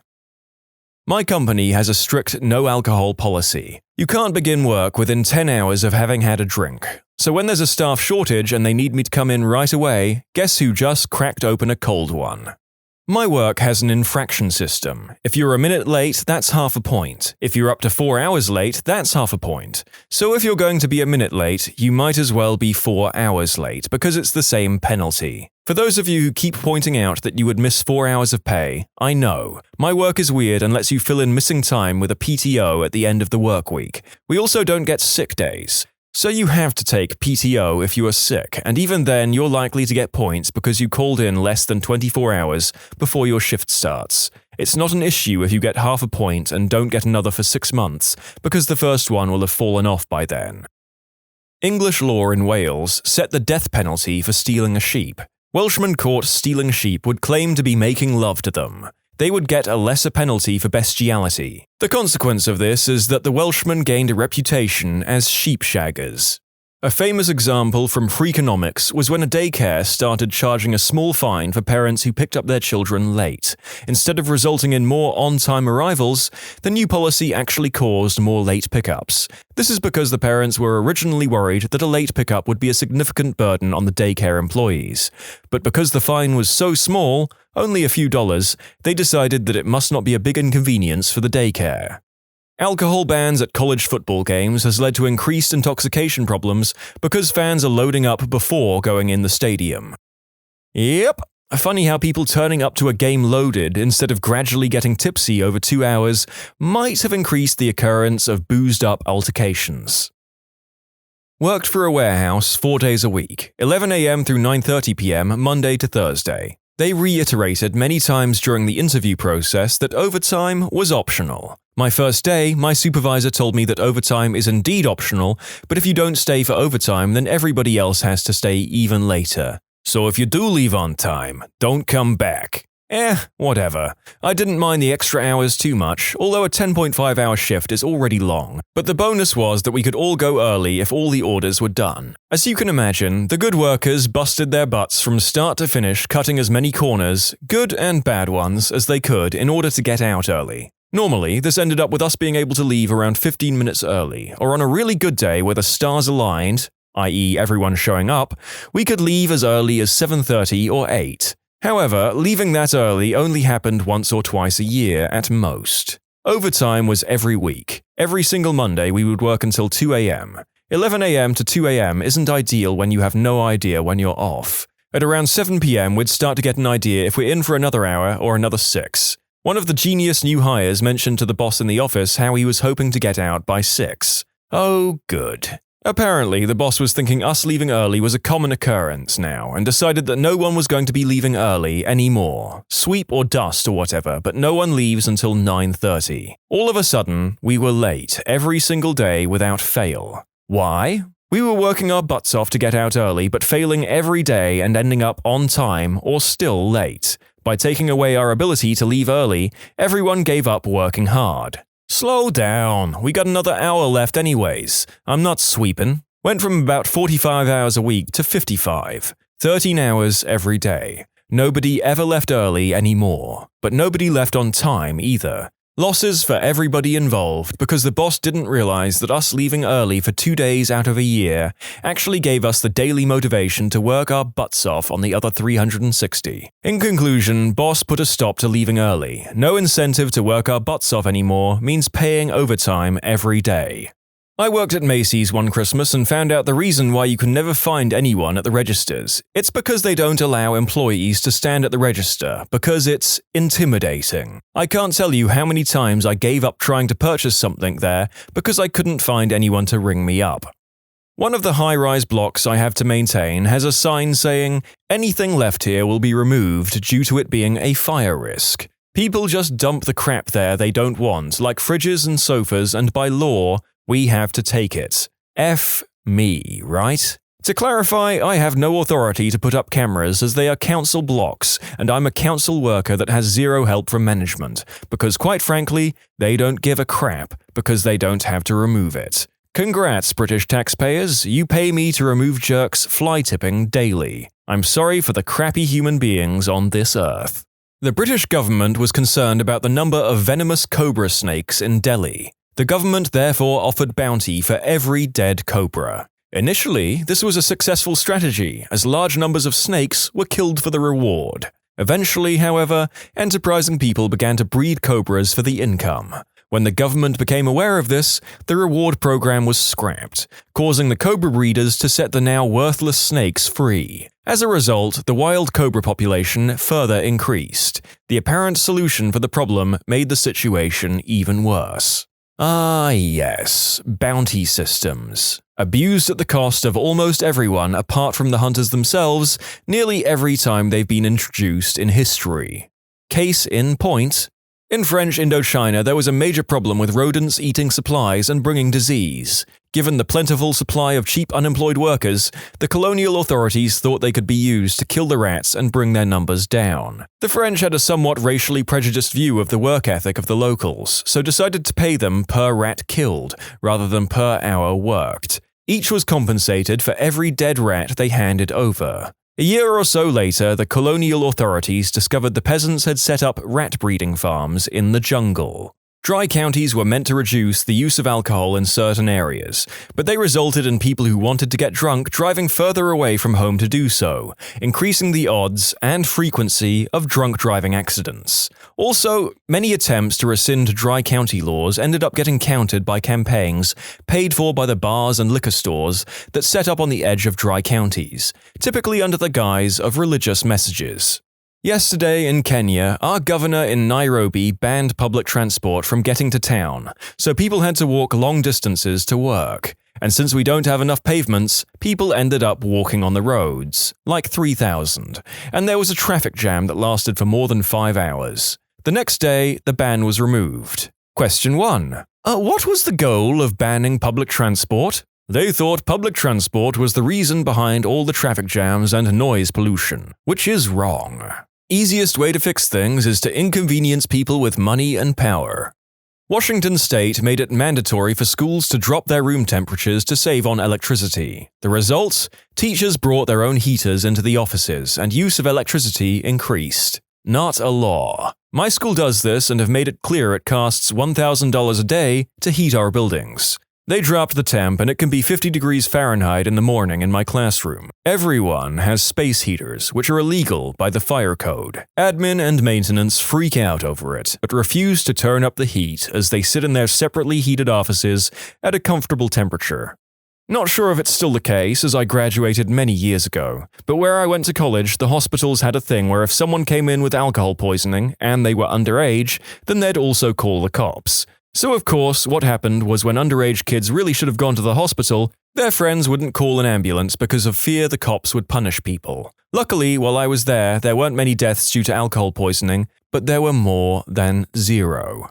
I worked somewhere with a clean desk policy on Friday afternoons. The common way around this was that everyone would just sweep all their paperwork into an envelope, stick it in the internal mail, and then it would arrive back on your desk on Monday morning. At one point in history, the president of Paraguay tried to eliminate racism by making it illegal to marry someone within your own ethnic group.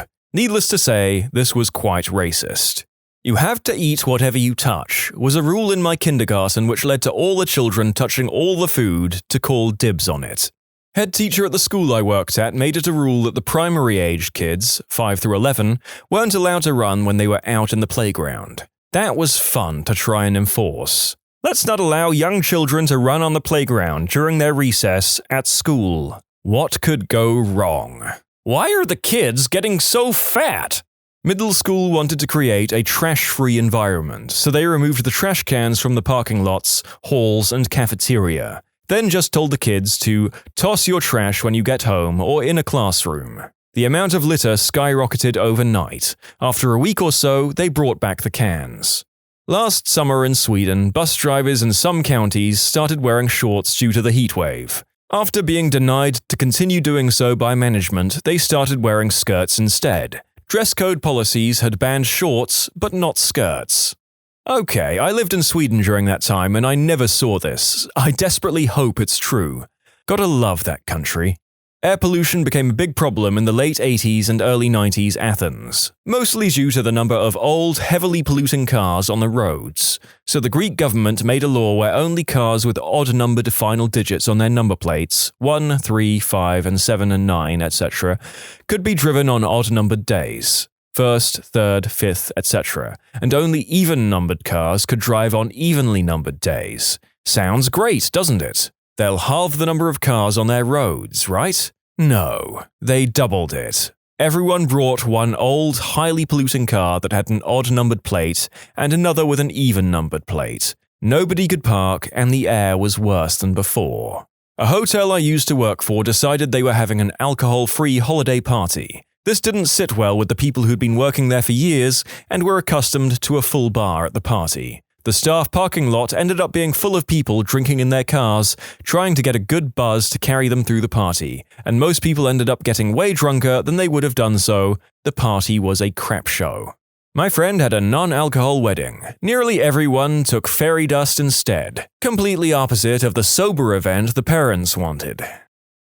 The previous school I worked at decided that all shirts needed to have the school name or emblem, which was a fancy letter E, on them to be dress code appropriate. That's all the handbook said. No clarification on how the name or emblem was displayed, or the color, or if it had to be permanently affixed to the clothing. The students hated the policy, and being in high school, looked for any loophole possible. They found one due to the lack of clarity of the handbook policy. The kids would make paper E's and pin them to their shirts. Thus, they could wear whatever they wanted, and by pinning the E to the shirt, were still dress code compliant. I thought it was pretty genius. The administration did not.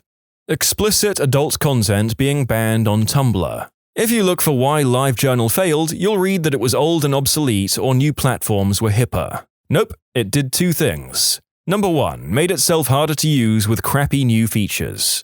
Number 2, it banned adult content. Wait, I thought weird adult content was all Tumblr was good for. If I want wholesome, pointless bullcrap, Pinterest already exists. If they took adult content off Tumblr, there'd only be one blog left called Bring Back the Adult Content.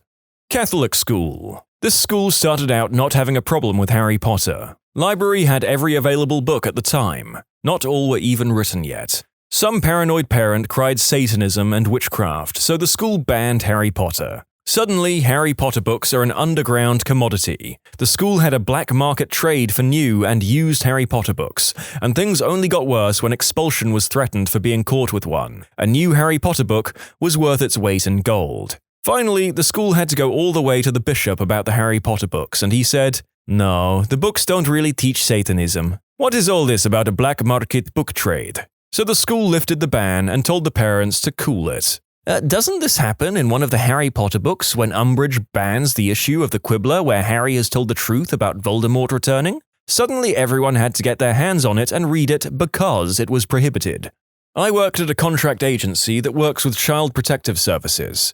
CPS policy is to never tell the parents who called CPS on them, but my agency's policy was to always inform the primary caretaker if one of our social workers called it in. Obviously, this irrevocably destroyed our rapport with our clients. Imagine telling a parent you called CPS on them only to knock on their door the next week to listen to their concerns. The agency made an asshat out of us, and all potential for case progression was out the door. Stupid rule, if you ask me.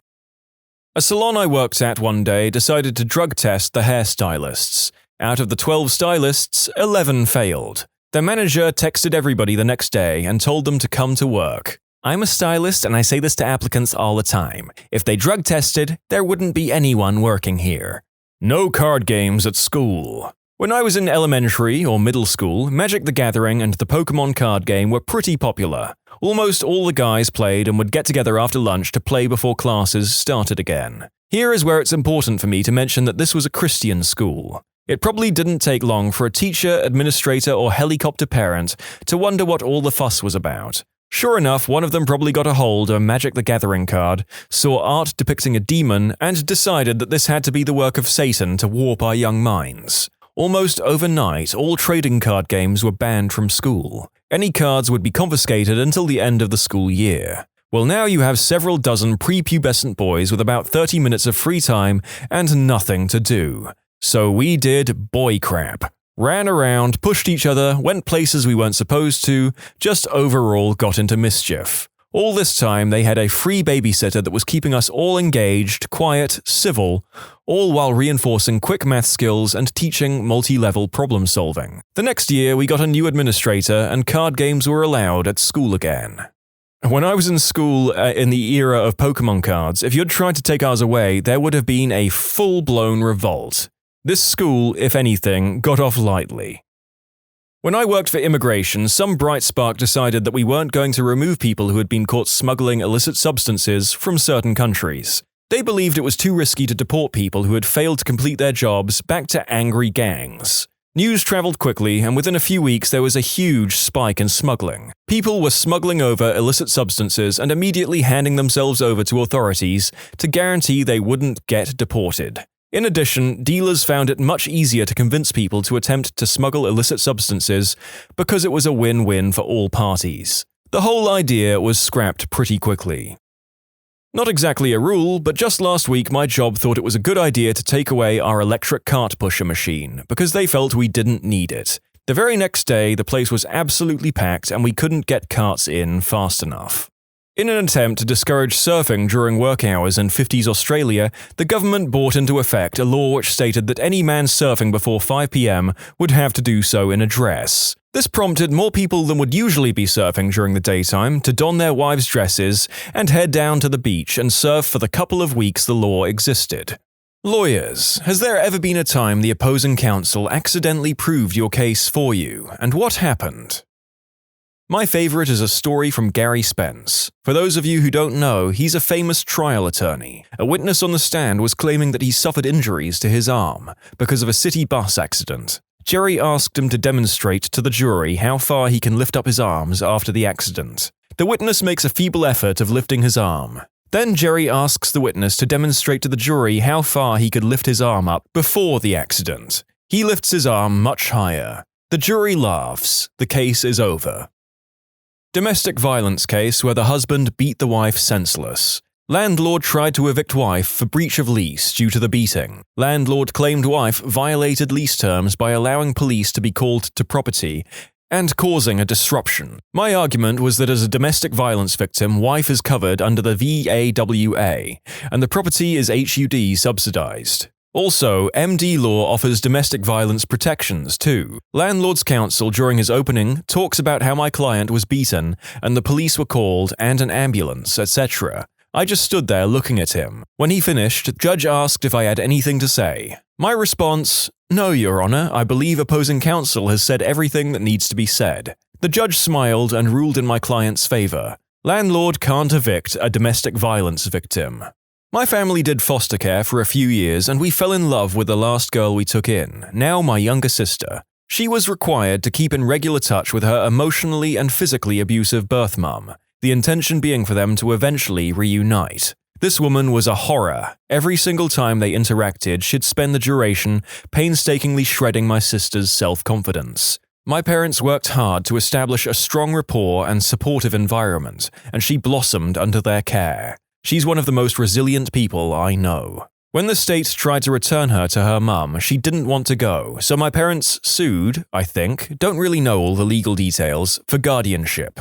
This seemed like it would be an uphill battle. Here we were, a family of randos trying to steal a kid from her rightful mum. We were really afraid she would have to go back and that her crappy family would systematically undo all the hard work she'd done rebuilding her self-esteem. Fortunately, her idiotic mum decided to represent herself at the guardianship hearing. I wasn't in the room, but I heard the audio recording later on, and it's incredible how thoroughly this woman shot herself in the foot. Some highlights. She kept trying to testify while cross-examining people. Would it surprise you to learn that blah blah blah? The judge called her out for this like 6 separate times and she just kept doing it. She would admit to various incidents of emotional abuse, but then tried to argue that it was all justified because her daughter was being a B-word. She'd ask witnesses, for example, "And wouldn't you be angry if your daughter did XYZ? Yes or no?" My personal favorite and best example of her proving our case. "It's absolutely not true that I hit my daughter with a wooden spoon. I only tried and missed. I'll prove it. I can show you the mark I left in the door frame." Needless to say, we won guardianship. My sister never has to see that awful woman again unless she damn well pleases. The Dunning-Kruger effect occurs when a person's lack of knowledge and skills in a certain area cause them to overestimate their own competence. This lady may be a walking, talking example of said effect, both in her capacity as a parent and a lawyer. I worked as an intern for a lawyer. Construction laws in France are quite strict in regards to the neighboring of historical monuments. The city was denying a permit for heavy modification of the house of our clients. They were arguing that because you could see the house from the church's bell tower, modifications were impossible. As a support, they kindly linked us a 360-degree picture from said bell tower. We, as kindly, pointed out to them that our client's house was indeed not visible from the top of the church. Building permit was greenlit the following day. Not a lawyer, but I am a former insurance fraud investigator. We were at a hearing before the WCB. I had something like 18 hours of video spread over a 2-week period of a claimant doing roofing work. The problem for me was that the video didn't get a clear face shot. Normally, what we liked to do was get in close, show the face for positive identification, and then zoom out. Bonus if the claimant was wearing distinctive clothing that could be easily tied to him. Because of where this guy lived, all I could do was show someone who matched his description getting out of a truck registered to him every morning. He wore a hat, he had a beard, and he had neither at the hearing. So the company lawyer is prepping me and basically letting me know to be on point because the claimant's attorney is almost certainly going to challenge the fact that it is his client in the video. If the video got tossed, the case was lost. About 2 minutes into the hearing, claimant's attorney agrees to stipulate to the fact that it is his client in all of the video. All of it. Our attorney was shocked. That was pretty much the only leg he had to stand on. Claimant attorney was incredibly smug right after this, like it was no big deal. Evidently, his strategy was to show that his client wasn't really a professional roofer since he was doing the roof the wrong way. He tried to get me to answer questions about roofing. I refused as it was beyond the scope of my work, and he just wouldn't let it go. After about an hour of back and forth over this, the judge finally said, "Counselor, it doesn't matter if your client is doing the work well. What matters is that he has stated numerous times under oath that he cannot work. Whether he's doing it for free, for cash, or for fun, has no bearing on the fact that he's doing roofing work while collecting compensation benefits, which he was awarded because he couldn't do roofing work." The guy lost and had to repay a bunch of benefits. After a few of those hearings, I began formulating a list of lawyers I would never hire and ones who I would absolutely want on my side. I had to go to court over a financial screw-up when I was a student. Took advice from the university legal support team who said I didn't need a solicitor, so I went alone. The judge didn't like this and postponed it for another date so I could prove I'd had more counsel first. The other party's solicitor caught me outside the court and said, "I didn't tell you this, but..." and pointed out a huge error in the financial paperwork that made it very obviously come out in my favor. Went back to legal support, got confirmation that it was right, went to the second hearing alone and got the entire thing thrown out. The other solicitor winked at me as he left. Saved me about $9,000. Nice chap. Not a lawyer, but took my brother-in-law's landlord to small claims court. He's on SSI and I'm his conservator. We sued her for over $4,000 after she just decided she didn't like him and changed the locks on his apartment door. She also stuffed all of his belongings into trash bags and dragged them out to the curb. This was all done the day after she cashed his rent check. It all started because she was letting herself into his apartment with no notice and was going through his stuff while he was gone. When I found out about this, I told him to let her know that it was not okay. He did, and that's why she kicked him out. I'm very organized and presented the judge with a folder containing photos, receipts, short videos on DVD, and the sheriff call logs, as well as a concise timeline of events. The landlord showed up with her son and countersued for the exact same amount we were suing them for, claiming that the apartment was trashed, there were holes in the walls, and they would have to repair everything before being able to rent again. During the hearing, the judge asked for evidence of the damage to the room. The son whipped out his cell phone and showed a video panning and walking around the room. The video showed my brother-in-law's apartment obviously still being lived in. His stuff was all still there, and no visible damage, but there were a lot of posters and things hung on the walls. When the judge looked at the video, he asked, "Where's the damage?" The son replied, "You can't see it. It's behind all the posters." The judge frowned and looked at the video again and said, "Did you take this video when he was still living here at the time?" The son replied, "Yes." This was the clincher. The judge then asked, "Did you ask his permission to enter the apartment to take the video?" Silence. We were awarded the full amount. There is just something so deliciously satisfying about this kind of case. A bunch of dishonest, awful people being utterly destroyed for their dishonesty.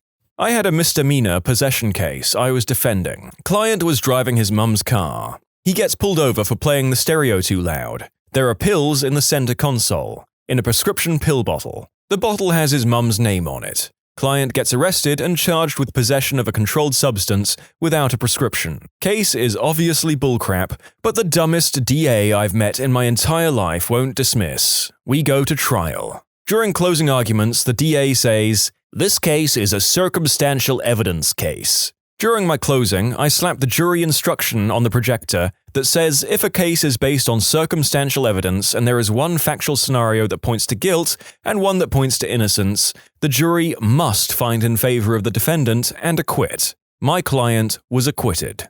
I had a hearing where the opposing party offered an updated contract that my client supposedly signed, except it was a horrible copy and barely readable. Then he assured the judge that the new same as the old contract, except for the party name at the top. The original contract was in his mum's name, the new one in his name, and the date of the contract itself. He made that assurance multiple times. After he exhausted himself saying how everything was the same, I then pointed out to the judge that half the provisions were different, and that my client had never signed that form. The judge asked if we were really accusing him of forging my client's signature, since that's a serious accusation. I held up the guy's prior conviction for contract fraud and said, "I absolutely am, Your Honor." We won, hands down. No further argument needed.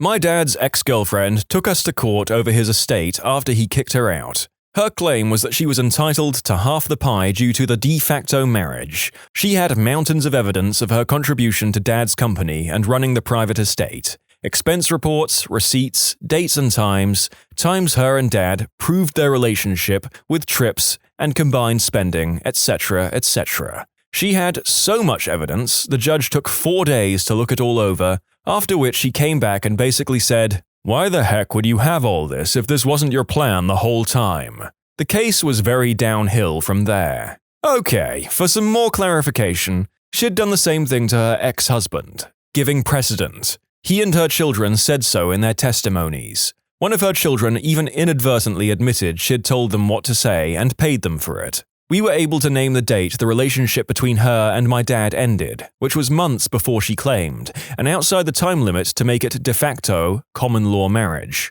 We had testimony from the doctor at his ICU who said she tried to keep everyone, including his ex-wife, our mother, and us, his children, away from him. Meanwhile, she had his phone and computer and was trying to take over his contacts and businesses. We had proof of this. Her lawyer was a moron who constantly contradicted himself and the evidence. He lost documents, gave incorrect dates, and asked irrelevant questions of the defense. In the end, it was that her expenses for the relationship were deemed normal for anyone in any kind of romantic relationship, that gifts and meals aren't claimable for compensation, and that her contributions to the household and business were not sufficient to warrant compensation. She never actually put any money into either, and that the relationship was not sufficient in duration to qualify as a common law marriage. This case took 4 frickin' years to settle, including 2 elevations of appeals. She finally gave up because she'd run into about $250,000 of court fee debt,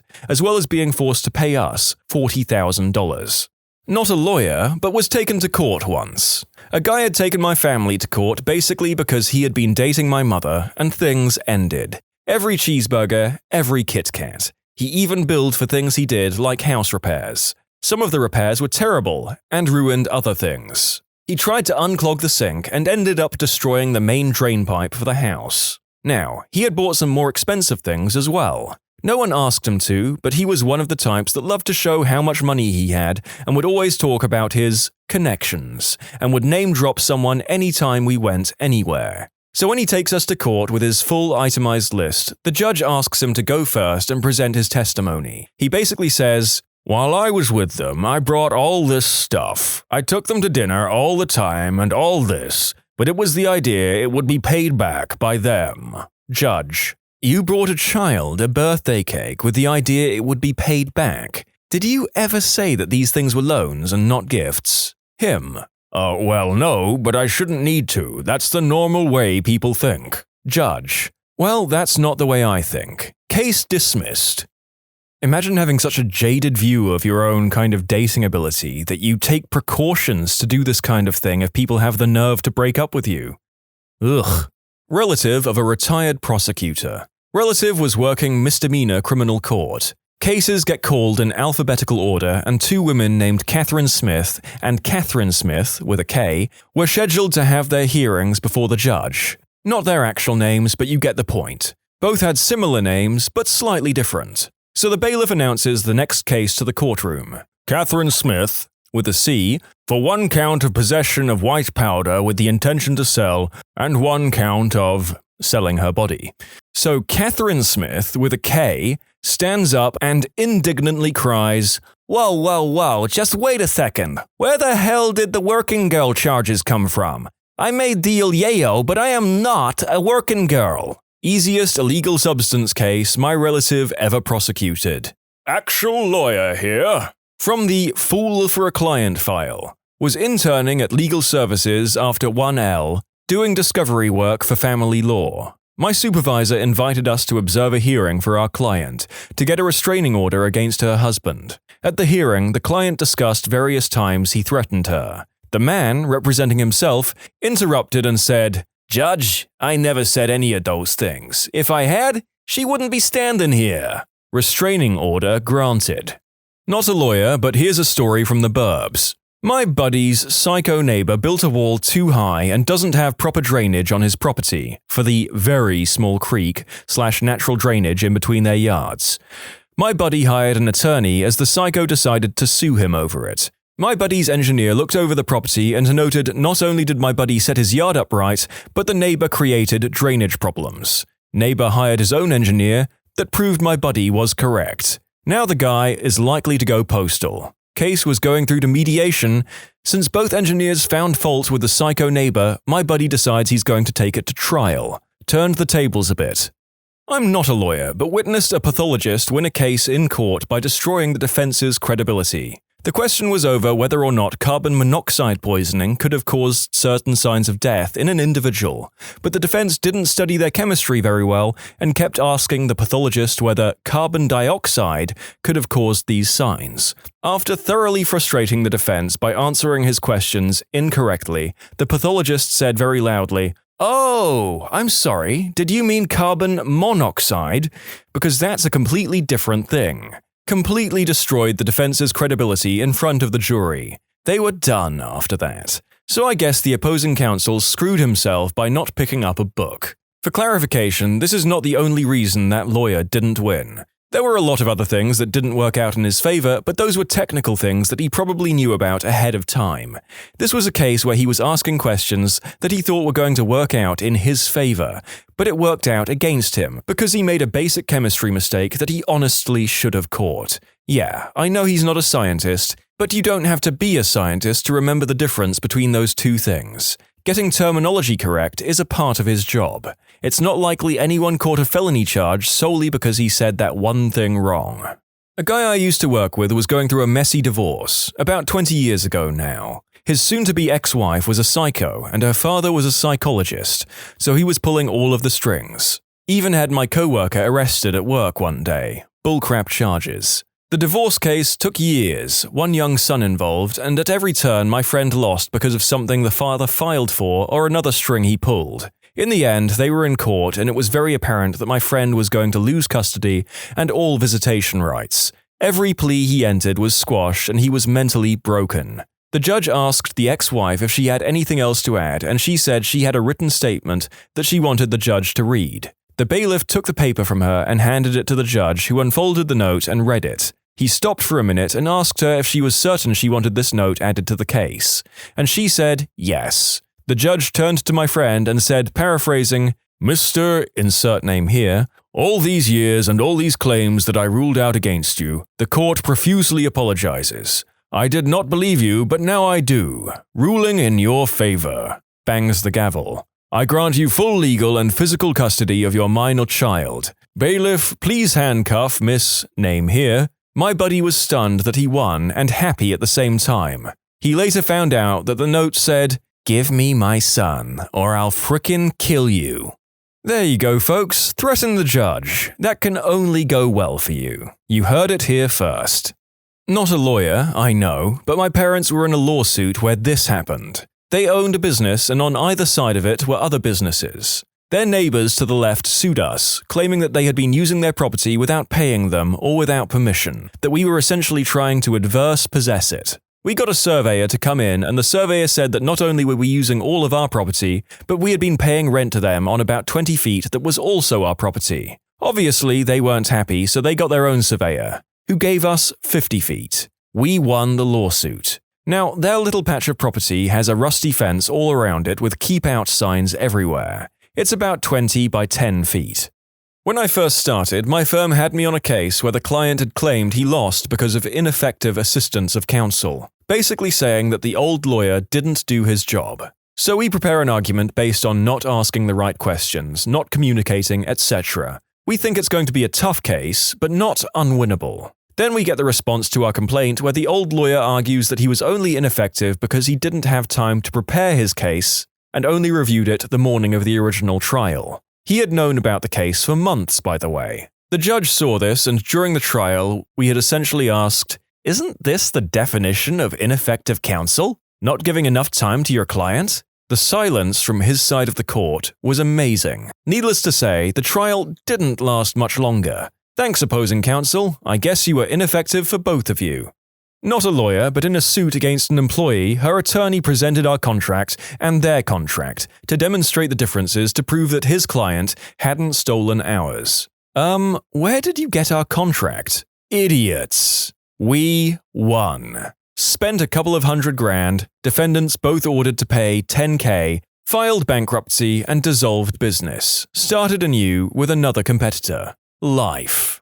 Not my case, but I was in courtroom watching a trial. Self-representing defendant who was accused of flashing a guard and pleasuring himself till, well, you know. As a pro-se defendant, he defended himself at trial without an attorney. Prosecutor was doing well proving the case. When the female deputy was on the stand, the defendant asked her one question. If you saw me do what you claim I did, then how big is my member? The deputy responded by raising her hands and estimating about 15 inches. The guy grinned, turned to the jury and said, "Yeah, that's right," and sat down. Obviously, he was convicted. He was doing a 10-year prison sentence, so this conviction wasn't of much consequence, but I'll never forget it.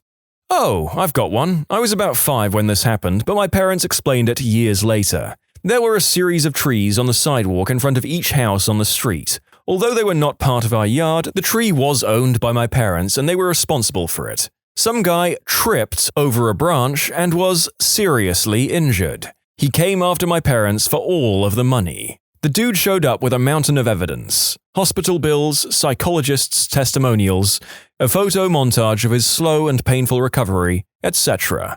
Apparently, his lawyer brandished this stuff like a bat before court. My parents' lawyer thought he had a good case. Until the first day of court, when he walked over with a picture and asked, "Is this your tree?" My parents looked at the photo in disbelief. No, that is actually not our tree. The opposing counsel repeated the question. It went back and forth a few times until my parents' lawyer incredulously produced a picture of their tree, which was, even to the untrained eye, a completely different tree. At that point, the opposing counsel whirled around and started screaming at his client, "You said that was their tree!" Case summarily dismissed. My parents walked out in shock, came home, and bought me ice cream. All's well that ends well. When you subscribe, make sure to hit the bell to turn on notifications. Put the playlist on in the background to finish listening to all the stories, linked at the top of the description. And if you like Am I the Genius, give Am I the Jerk a shot, linked in the description too. Either way, thanks a lot for watching, and we'll see you guys next time.